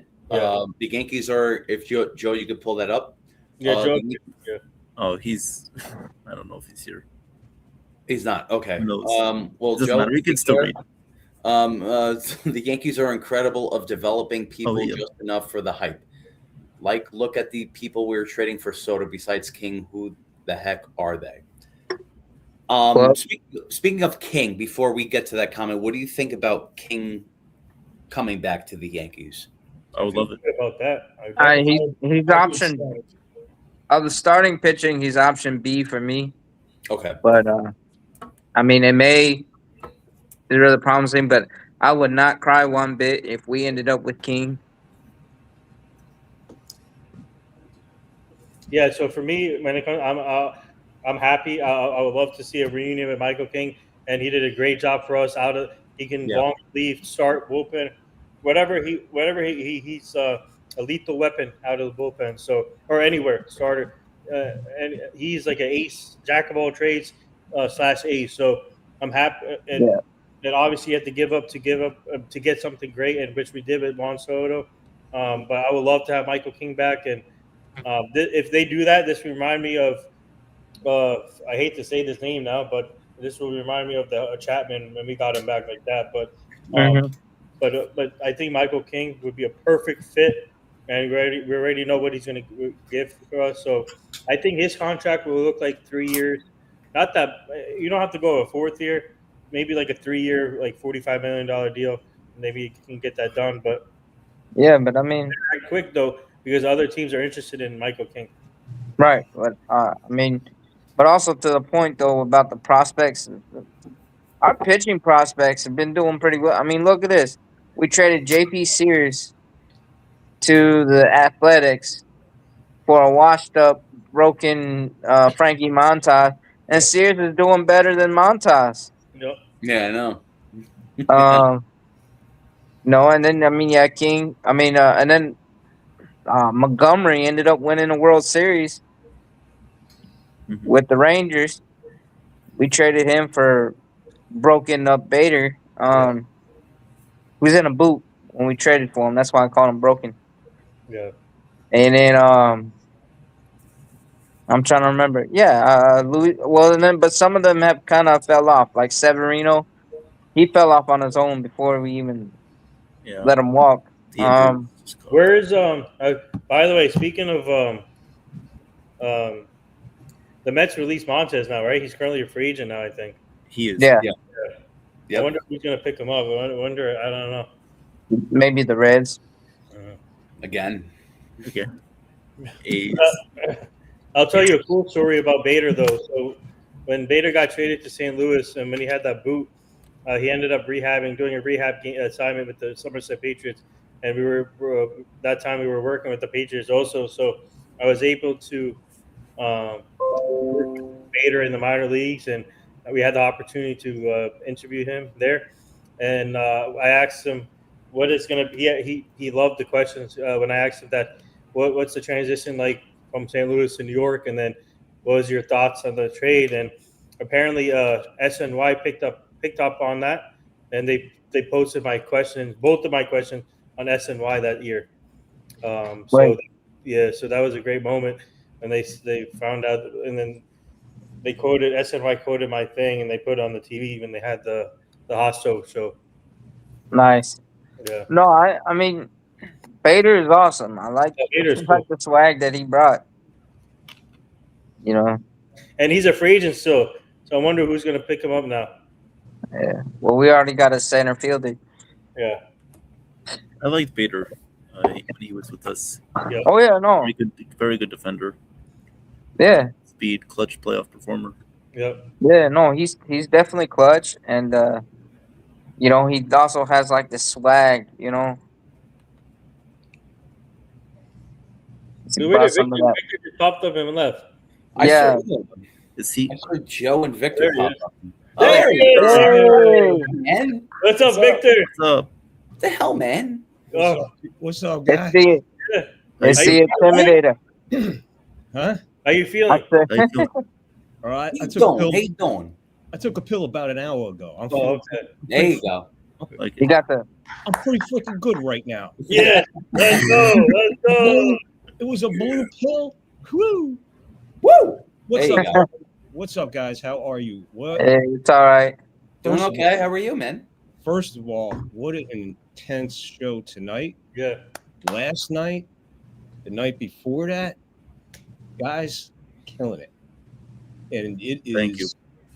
I am not shocked to watch that sub number climb every day. Mm-hmm. But I'm going to tell you something. I got an issue. Every show needs a heel. Mm-hmm. Here he is. Chat. The numbers don't add up. When you got 100 people watching, you can't be hanging with 40 likes. You do both at the same time. Hit the like, people. Hit The the math don't work. Okay. Yeah. That's as mean as I'll get right now. There you go. Thank you, Victor.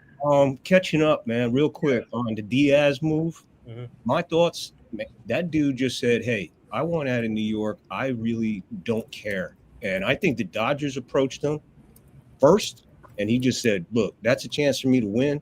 I got to get out of it. Look, the Mets are becoming nothing more than a retirement community for young people. Yeah. I'm 62, so I got to look for 55 and older, the gated community when I turned 55. These guys are doing it at 20. Right? Give me one thing about Soto that makes him a ball player, that makes him a teammate, that makes him, other than a guy playing right field who can hit a ball pretty freaking good, can't catch a cold, and all he does is run his mouth and put other people down around him. If you got a problem with Lindor, dude, you really, really have an issue, because there's one of the, I guess you want calmest, coolest, does intense amount of work for the community in Queens, around New York. If you got an issue with him, that's like having an issue with Judge. In my opinion, that's just my opinion. You got something like that with Lindor going on. That's like having a feud with Judge. Yeah. Yeah, maybe that was the reason he picked the Queens over the, because he knows with Judge in town, he wasn't gonna get to call the shots. He picked the money. He didn't pick the Mets. He didn't pick it. He picked the paycheck. It didn't matter who was signing that paycheck. He said paycheck. Oh, really? A couple extra million? You're going to do that? Like you were talking earlier, Sean, and you made a valid point. When you get somebody in there that says, hey, man, I want a suite for this guy. I want a suite for this. I want my family to, ho. I'm hiring you. I'm not hiring your family. I'm not hiring anybody. I'm hiring you to put cleats on, a glove on, a hat on, and go play 100%. Yeah. Soto puts a glove on, puts his cleats on, goes out, plays whatever he feels like playing. And makeup. Hey. Prove me wrong. So I have no problem with Diaz just saying, hey, $3 million. Think about that for a second. He left New York with $3 million on the table. Yep. And what did Soto go to New York for? The money. How many extra million? How many extra Over million? 800 million. In 800 $5 million. million. Okay, there you go. All right. $5 million was the difference between what the Yankees offered and Yeah. what the Mets offered. We could say all we want about Cashman. We could say all we want about that front office and how they're conducting business, and this winter meeting is this and this. One thing they don't try to do, but they do get burned sometimes, is waste money. Okay, Victor, I'll give you guys, but Victor, I'll give you guys a perfect example. I'll give you a good comparison. You know who Soto reminds me of? James Harden of the NBA. Like the way he acts sometimes. James Harden he's not all about the team. He's all about himself sometimes, and that's what happened when he was when he went to Brooklyn or some other team. So when Houston when the drama happened and Houston went to Brooklyn, then he's like the drama thing. So Juan Soto is kind of like that in baseball when it comes to like the drama. It's starting drama as you said.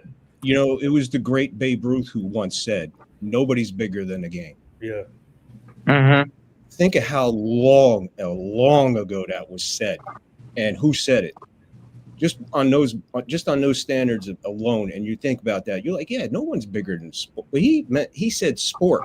He didn't say baseball. He said no one's bigger than sport. Mm-hmm. And at that time, yeah, there was very limited sports going on here in America. I think we had some kind of basketball, maybe hockey was in full effect. Baseball was in full effect. Other than that, football was growing. Well, no, football was a baby sport back then. It started in 1920. Exactly. It was just everything was going through its baby steps in the very beginning. You know, somebody was shooting a hoop somewhere, but hockey was in full swing. Baseball was in full swing here in America. So those are the two major sports that you had going on. You had some hardcore boxing, I would say, back alley style that turned into ring style boxing, which came out of Europe, if I'm not mistaken. Mm-hmm. Yeah, boxing was just bare knuckle, but somewhere along the line, somebody said, "Hey, can we put some gloves on, make this last a little longer?" Right now, I'll take a hook from anybody right now, man. I'll tell you right now. If it was around Tyson, I'd say something very racist to him. Yeah, Victor, my brother, good to see you. I have a question for you. Good to see you, Bubba. I hope you're feeling better, man. I'm feeling, knowing it's coming out on Thursday, I'm good. But right now, yeah, I'm a lot better than I was, man. And I really do appreciate the outcry because I spoke with Joe for over 40 minutes the other day, man, and it was cool. Thank you, Chip. What's your question, Bubba? I have a question for you before you what's it called? Talk to me in caps lock. I just want to just say. Anywho, I just want to get your opinion on what I said before in regards to how the contracts and players have changed over the years, regardless if it's inflation or whatnot. It's just like the perks that they just demand all of a sudden. Like I said, from jumbo jets to playing in free golf courses, all this stuff, especially with Soto too, like with the clubhouse suites for his family. Like, what do you see in your eyes in regards to that? What change? It's the explosion of media. It's the explosion of ad time. I'm going to tell you where. All right, I'm glad you asked that because I'm going to just put it like this: nobody on this planet, Elon Musk, nobody makes more money than the NFL. People just don't understand that. In that 18 weeks of regular season plus the playoffs, the money generated by the NFL is insanity. No other sport can come close to that. So where do they got to make up? Well, they got to make up with a lot of incentives. Yeah. Hit 300, you get another 70 grand. Hit this, you get that. Hit this, you get that. Knock, knock. Hi, we have this new sneaker. Will you want to try it on with your name? Sure, whatever. Hey, here's some sunglasses. Here's this. Here's that. Here, money is pouring in from the outside world into the sports, where the NFL is just it's a black hole for money. Mm-hmm. And it goes all year long, no matter what you're doing. Football is on the market. Yeah. It's in the market, man. Merchandise is constantly being sold. You know, a couple of years ago, I was down in Tampa visiting my mom before she passed, and we went to a store. And when I walk in, I'm like, wow, man, because all I see is Buck stuff. And that's my boys, you know. So how often do I get to go into a store and just see everything I see plastered with Giants, Jets, this, that, and everything, plastered just Buccaneer stuff. Mm-hmm. And I'm like, wow, man, there's so much available. And then when you take something like a coffee mug or something, you look at and turn it over, licensed by the NFL. Yep. Yeah. Uh-huh. Yep. The mug is $2. I guarantee at least 3 cents is hitting that NFL bank account. Yeah. So that's what I'm saying as far as the NFL. But you're right, Nick. I hope I answered your question with the media, because highlights. You know, all the guys like you're building on your Instagram. You know, you get a guy like Henry. He scores 3 touchdowns, and after the game, he takes 30 seconds. He's running off the field. How about those? Boom, 80 million views. All right. Somebody sees that and says, "Hey, man, I need him to advertise for my dealership down the street during the off season." Public television. They're on public television in the hometowns. People don't even realize this. They get paid for that. A lot of them, granted, a lot of guys in the NFL turn that money right over to their charity. And that's why you have Walter Payton Awards, and that's why you have stuff like that, because you got a lot of guys in the NFL.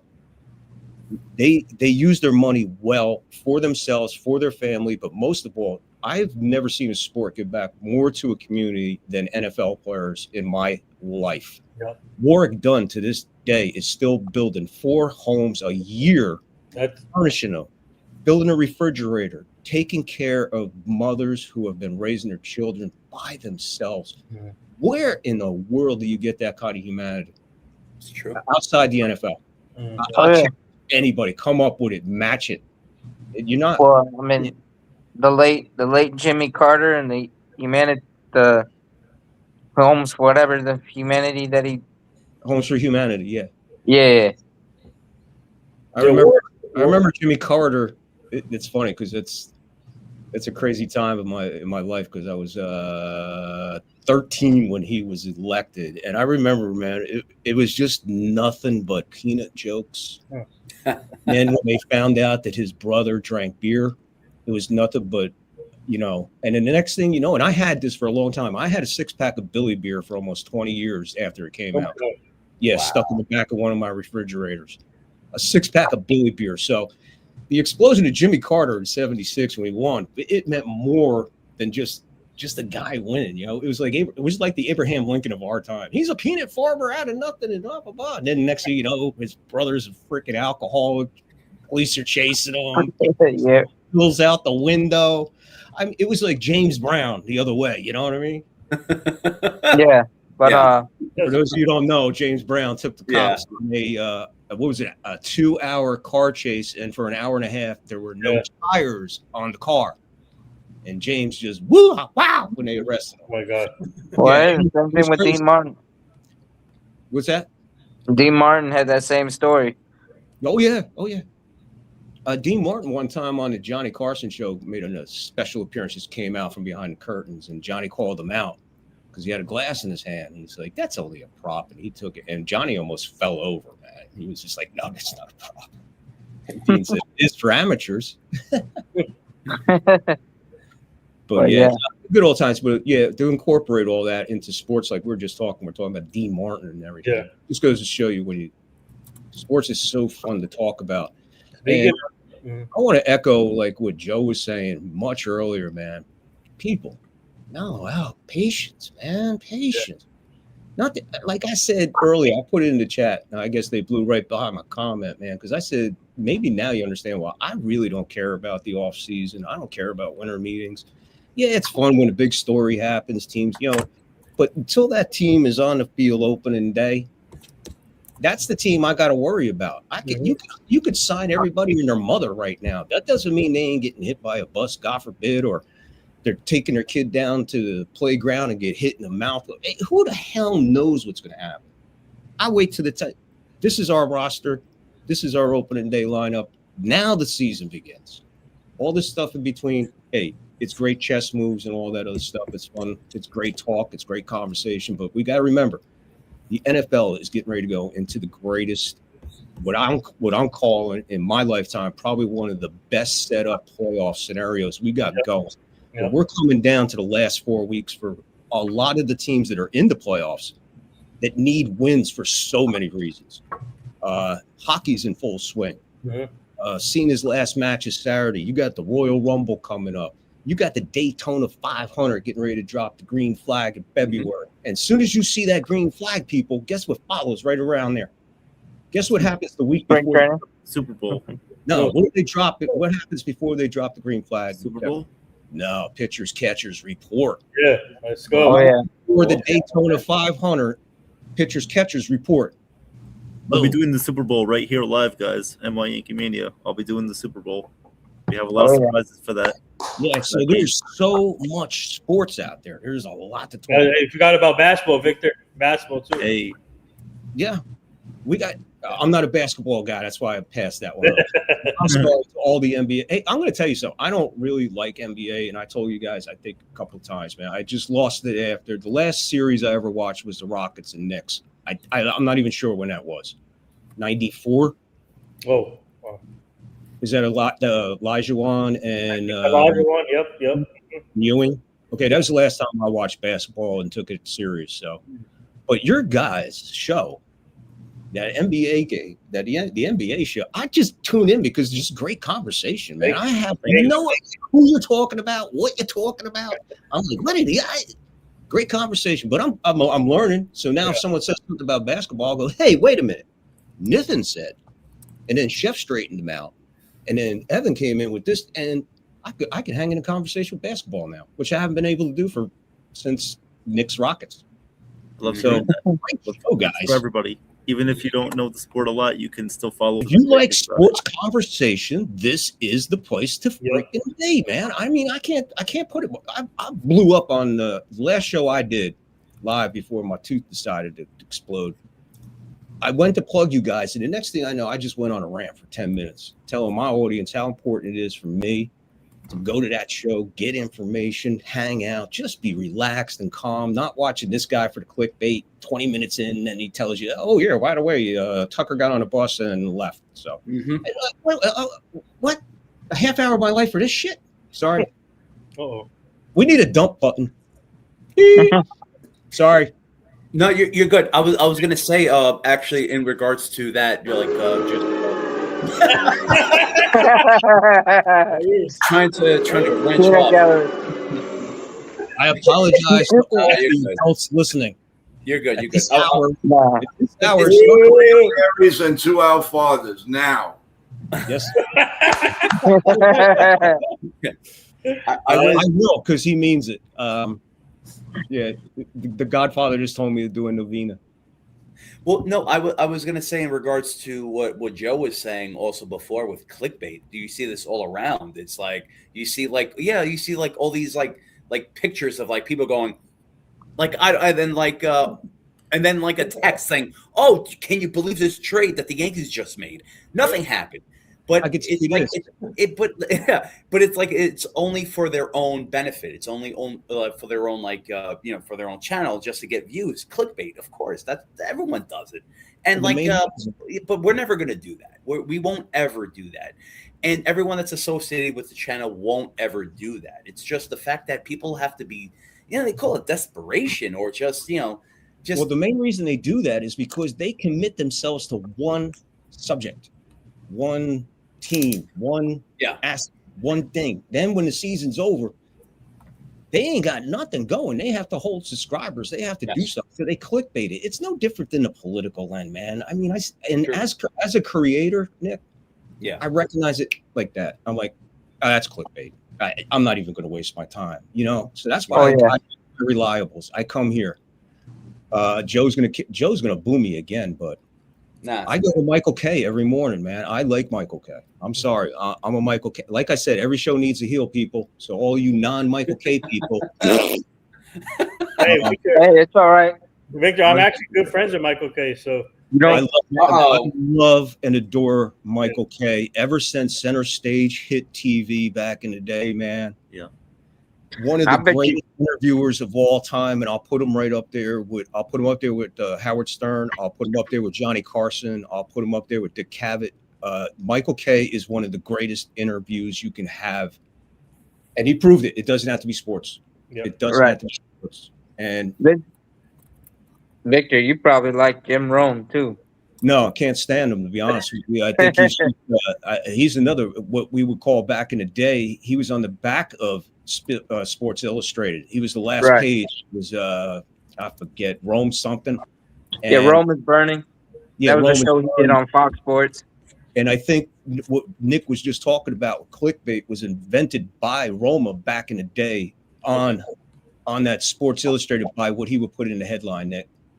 He put something juicy in that headline, and then you start reading, you're 4, 5, 6 paragraphs in. He's just telling you about how he got his nails done and how shiny they are. Nice. His tan is better. He got to California and left New York. Hey, dude, roll on, my man. So, no, I'm not a fan. But you No. said every show needs a heel. But you know what? There's some heels we love. You know, in wrestling, remember Bret Hart? Yeah, Yes. yeah, man. But Bret Hart, One of the can we really call him a heel because he turned baby? To me, a well with heel the is NWO. a guy who never gave up the character of a heel. Your Ted DiBiase, your honky tonk man. Those guys stayed in character, lived their character, and were heels. And to this day, still have that heel about them, even when I see shoots about it. So there's very few guys. And I appreciate what you're saying. No, I get what you're saying. Yeah, Bret Hart, when he was a heel, one of the best. Absolutely. No You argument. know, Shawn the Michaels, he was a heel. A Macho Man, when he was a heel. Hulk Hogan. When he was a heel. The list goes on and on. But Then there was Kane. Kane, even the Undertaker to an extent. Mm-hmm. One guy I will say was no heel nor babyface. Stone Cold Steve Austin. Oh yeah, but you know he was the, was he a heel? He was Stone Cold Steve Austin. That's what he was. right. That's what I call the rogue. He was the rogue guy. You know that no one could control him. The man that saved wrestling, and Owen Hart almost didn't give us that. Mm-hmm. Madison Square Garden. You know, thank God Stone Cold's love for the sport and just his structure and the way he built and kept his body solid, you know, without all that other stuff, saved his neck and continued to allow him to come back from that neck. That's a C4, man. That's a bad one. Mhm. Yeah. Guys, football, they're not coming back. There was a baseball player not too long ago that happened to. I think a year ago or two, had the collision in center field. Had the C4. He was on the field for quite some time. I think he was When he hit the wall, or he hit the wall and Mm-hmm. and he went down. When he hit the wall, his body stayed exactly how it was when it hit the wall as it hit the ground. He was done when he hit the wall. this was 2 years ago. A year ago, 2 years ago, I'm trying to remember. It was center field. I do remember because it was a guy that they had to bring the card out to get him. I almost want to say it was either an Arizona Diamondback or it happened in Arizona. I could almost see that or Houston. It was one of those two states. I'm almost positive. I can't remember. I feel bad. Yeah. But yeah, he hasn't been back. I mean, he's done. I can't remember the guy's name. I'll bring it up right now. I can't remember. But no, Yeah. But it was one of the I mean that rarest. It was very rare for baseball to have any kind of neck Right. injury. It has But to. It is a collision. Dave Gervecki one time threw a pitch and broke his arm right. on live TV. I think that And was. then there was. I mean, I know there was guys that get hit in the face, fracture their face bone. But when you hit that neck, I mean, part of my problem with my neck and shoulder area is from getting roughed up in Iraq by nearby explosions, and that's what causes with migraines. And I'm telling you, it's lingering. But when you hit a direct, the C4, C2s, that stuff stays out of line. You have to keep going to chiropractor. You have to keep doing a lot of work. So when you see guys like Stone Cold semi-bounce back from all that, Sean, you go through the VA, right? Yeah. Okay, good. Was he? You have no problems going through that? All right. It's better than it used to be, but you know what I'm saying. Yeah. That's what I needed to know. I had a friend who had an issue with the VA, but that was a few years ago. We straightened that out. But okay. Yeah, no, it's gotten better overall. But that's all I wanted to hear. Thank you. Well, what team did he play for? Oh man, I think it was Arizona. To be honest with you, Arizona. Yeah. Trying to find the. Try to look it up. it may have been more than 2 years ago. I remember the incident. I remember the dude being in center field, and I kind of remember that Arizona drop back. There had to be a reason why I'd be watching an Arizona game, or maybe I just seen the highlight. But anyway, yeah, Stone Cold coming back from that was one of the bigger stories of comeback for any athlete in any sport, because he was pretty much written off after that. Have you ever seen that pile driver? Sean, yeah. I know I know, Sean, I know you have, but any of you guys ever seen that pile driver that was delivered that night? From By who? Owen Hart? By No. Owen Hart. All right, it's out there. You can go on YouTube after this and whatever. Just Owen Hart, Stone Cold neck break. It'll bring you right to it. What happened is Stone Cold's head was below Owen Hart's knees, and the pile driver that Owen Hart decided to give Stone Cold was what they call a sit out pile driver. It's not clean like the Undertaker's, but unfortunately, when he goes to drop him, you'll see the crown of Stone Cold's head just below the knees of Owen Hart, and when they went down, you no longer see Stone Cold's cranium there. So it shifted probably, you're talking maybe like that much. So it took his head and his neck and just went and compressed it and left it that way. Let me. And he finished the match and rolled over to pin Owen Hart. So it's one of the most insane, gutsiest insanity stories that you'll ever witness in front of your eyes. A man just had his neck broke and still was able to complete a professional wrestling match. Not the cleanest roll up. I'll tell you that. It's not the cleanest roll up in history, but when you understand what happened to him, you understand why the roll up and everything looked sloppy at the very end. But they had to get out of there. They had to clean it up immediately. So who did Owen Hart face that time? Stone Cold Steve Austin. Okay. Okay. I got. Yeah, that's how we started talking about that C4 compression. That's how we got on the. Well, I mean, and then tragically in '99 when Owen Hart fell, but it was more the fall than it was, and then you add how he collided with the turnbuckle. The craziest story I heard about that is from the referee, and I wish I could remember the referee that was there, but he was in the ring he was kicking stuff out of the ring before the match, cleaning up from the match before, like kicking rolled up ups or whatever. What is Bryce saying here? Hey guys, I just want to interrupt right now. So there's getting some breaking news or close to breaking news that Scooble is close to getting traded to the Dodgers. He's just waiting for a contract extension. Are you serious? You guys, please verify your source. I'm verifying it. Yeah, give me 1 second. Right now, we're not sure if that's true. This is insane. But I don't know. That's true. Nobody has seen. Dodgers killed it.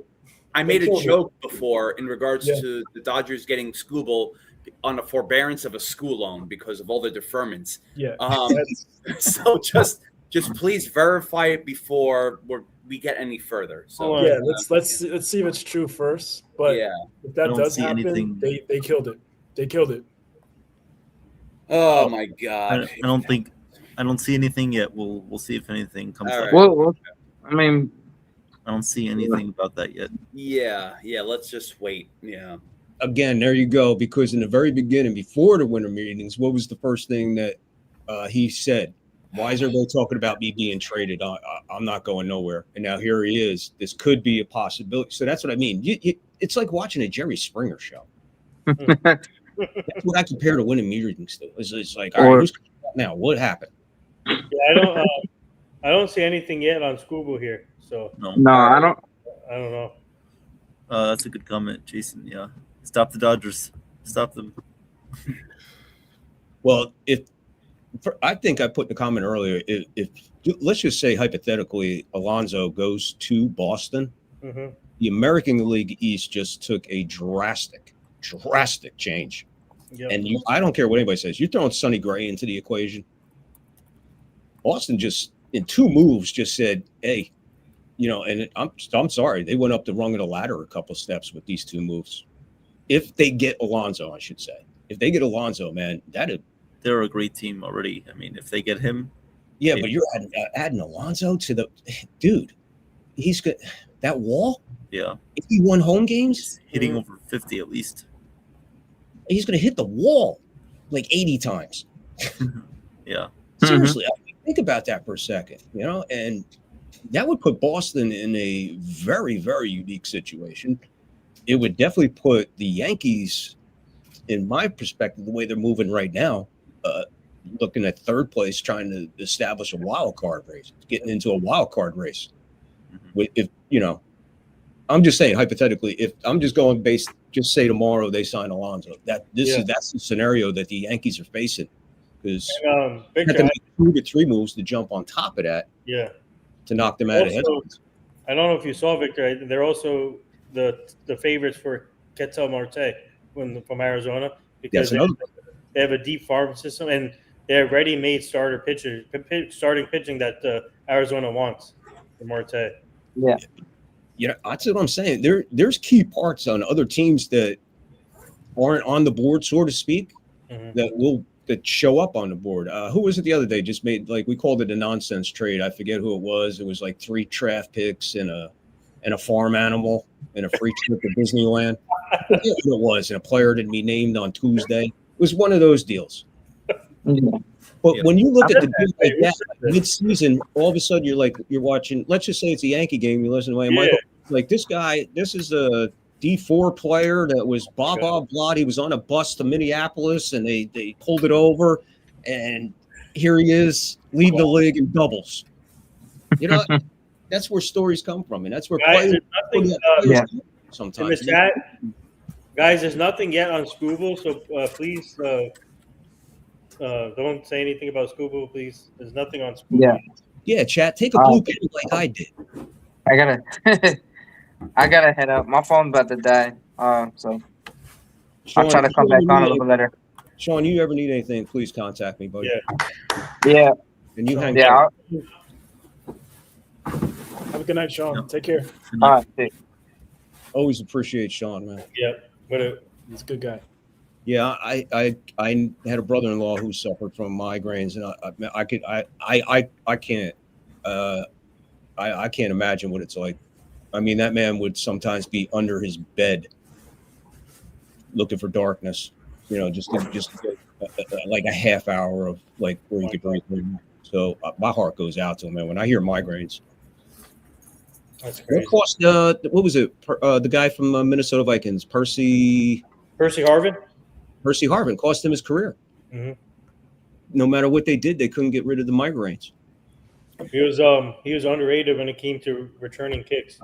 He was a phenomenon, and here he is. He can't get past the migraines, and that's sad, man. It's very sad. Guys, not to interrupt. Do you guys know David Pingalore? No, I'm looking. I'm trying to look it up. I saw that comment. I'm trying to look into that. Look at you guys. This is he's like the old days watching the stock market on TV. Yeah, right. He's a KTLA sports anchor. LA vibes only. Okay. So I don't know how credible he is. Never heard of him before. So he's a hoot. He has blue check mark and over 12,000 followers. So wow! All right, that's interesting. He is at the winter meetings. So we will see if he says, "Update: I'm hearing the Scooby deal is essentially in place. The pieces are agreed to. The framework is done. What's holding it up now is the long-term extension and ownership approval in Detroit." Oh my God! So it looks like this could be getting done relatively soon. Oh yeah, I'm seeing that right now. Yeah, that's crazy. I don't think I've ever asked this question before, but who owns the Dodgers? It's let me see. It's a few people. It's like a hedge fund. Can somebody look that? Yeah, I'm looking at one up. Guy who I forgot his name. He's like their main guy, but then there's like a bunch of investors. It's like a hedge fund. And they have a bunch of like celebrities and former athletes also bought into it as well. Okay, so their owner Mark Volter. Yep, Mark Volter also bought the Lakers. Yep. So he's the Lakers, right? Didn't he? No, he didn't have the Kings. So basically he's using the Lakers as tax write-offs. That's Correct. That's why he bought the Lakers. Now he's using them as tax write-offs, and this is like Johnny said, they have other investors also, but this is the reason why they're doing all this stuff is because of Ohtani's deferred money and also the tax write-offs they're using with the Lakers. Right, I get it. It's a whole money laundering scheme going on in LA, but they're doing it legally right now. Yeah. But below his name, because he's probably president, where are we at with like CEO, assistant, down to the general manager? Oh, so like Andrew Friedman is a GM, yeah. To the GM to the manager, what do we got? I mean, that's dude. To have that kind of access to money. Okay, so the Dodgers CEO, his name is Stan Kasten. Okay. But the GM is Andrew Friedman, the former Rays GM. Yep. They just hired Rocco Baldelli as a special assistant today. Yes. in Yeah. their You know, office. it sounded more and more like Brooklyn 1946 than the LA Dodgers to me. I'm just saying. So Hey, if you go after anybody and I- sue anybody, it's right I here, just want buddy. to interrupt really quick. Big Mama 2025. If Joey, you can pull that comment up. I don't. If he's okay. Oh, they put the package up here. Oh, Sheehan. Belsky and DePaula. I don't know if that's true yet. We'll see. Oh, Check man. it. Yeah, check it out. Yeah. We'll see. Some late night breaking news. Man, if the Dodgers can pull this off, oh my God. Wow. It's over. It's over. Again, we always remember they could sign all these guys. Doesn't mean they're going to be there opening day. Oh no, 100%. You're absolutely right. That's the truth. It looks good on paper, but On paper right now, I would say start looking past the lockout. What are we looking at for 29? This is getting ugly. But if the Dodgers, if they could do it, what you can't knock them. You can't be mad. I support it. Good for them. Steinbrenner would have signed a freaking groundhog if it could hit. Yeah. Yeah. Okay? It didn't matter. Just sign them. Got talent? Sign them. You know? It was basically like throwing spaghetti at the wall. Let's see what happens. Yep. Just read the report of the deal. We're going to the Dodgers. No, not yet. No, I don't see anything of that. Nope. Not true yet. Guys. There's got to be some ripple in the water, though, to stir this one up to come out of nowhere. Because There's something to this, yeah. There has to be, because this is a heavy story just to bring out and try to hide later. No, of course. Big Mama and even Bryce, they would even, or Jake too, they wouldn't even say something that's, Yeah. No. I don't mean it that way. I mean it just as far as the deal, how it came out. Because apparently the Dodgers are interested in Kyle Tucker too, but they want to sign him at their price, not Tucker's price. Their price. Well, now we just read the other night. I sent it to you, Niven, right? Mm-hmm.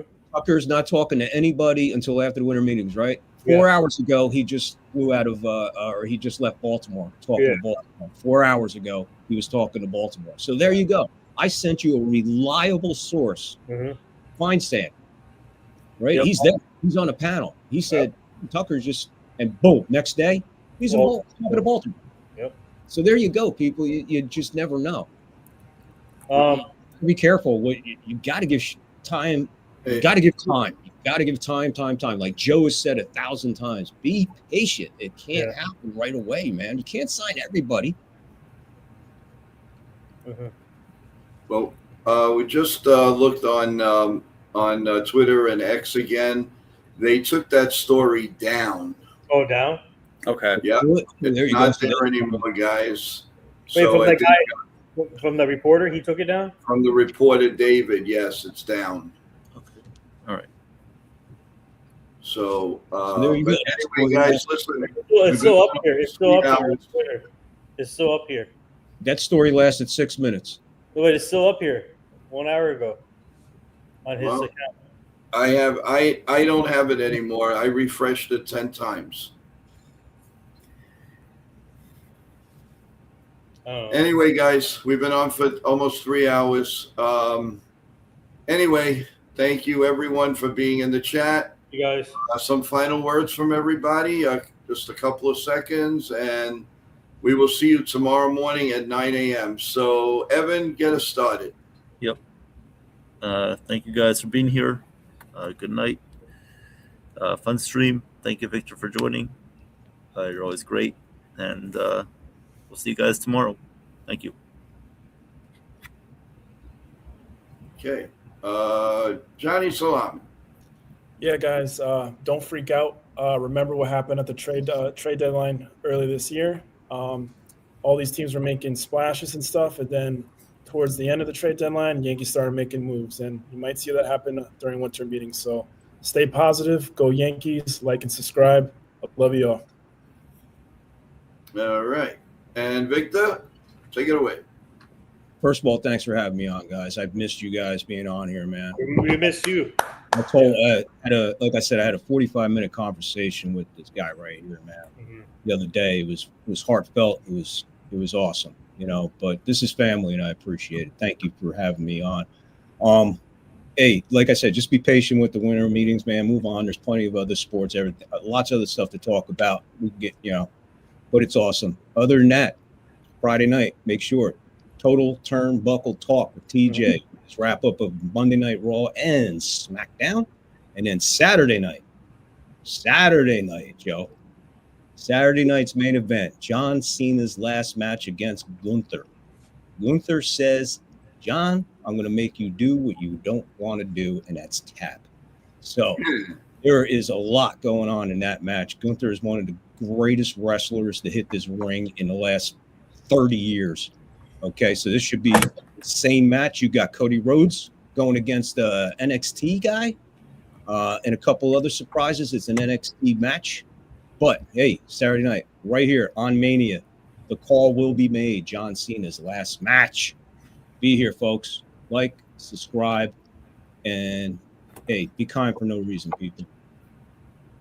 Excellent. Thank you, Victor. I'm glad you're feeling better. Yep. And last but not least, the one and the only, You forgot Nathan. Wait a minute. Chef Nick also. Oh, I You know, forgot how about dare that. you? Yo, you forgot it. You bozo? No, yeah. That's the first time you get clapped. Bozo, man. I forgot about you, Chef. I'm sorry. All right. Chef Nick, I'll go first, and then you can finish off last. That's fine. So first, thank you everyone in the chat for all the support. And guys, this has been a great stream, and you guys did a great job with all the comments today. And shout out to Victor, shout out to Chef Nick, Evan, Johnny, and Joe. We love working with you guys. It's been a great. I mean, like seriously, like you guys are the best. My team and I, we're glad that we can help out with the guests. If you guys missed out on today's show, please check out. What's so funny? You What? You okay? Did you find one of my blue pills, my friend? Oh, I think I took one of the blue pills. Yeah, sorry. Well, Don't mix it with Fresca. Oh, right here, I got my Fresca. I got to refill my Fresca. But check out the Connor Harris interview. Shout out to Joe, Sean, and Evan. They did a great job. But first, I just want to say thank you guys for all the support. Please subscribe, continue liking, subscribe. So, and also Friday, my team and I also booked Andrew Jones this Friday for this show, 9:30 a.m. Eastern, 12-time Gold Glove winner, unheard of now these days, but what a great career. He'll be joining the show. So, guys, get your questions ready, get your popcorn ready. It's gonna be fun. This is a early Christmas gift from my team and I to you guys. So, I hope you guys take advantage of it. It should be a great stream. And we want to make this a big stream for Andrew Jones. He's looking forward to it. And like I said, he's a great guy to work with, and you guys are going to have fun with him. So that's this Friday, 9:30 a.m. Eastern, with the one and only Andrew Jones. And then you can check out the NBA show at 7 p.m. And then, as Victor said, after all that, the Turnbuckle Talk, tune in there. A lot of great things happening there also with John Cena's final fight on Saturday. So there you go. Shout out to everyone. You're awesome. That was awesome, Nathan. Thank you. All right, now the Now, one You and bozo, Joe. only Yeah.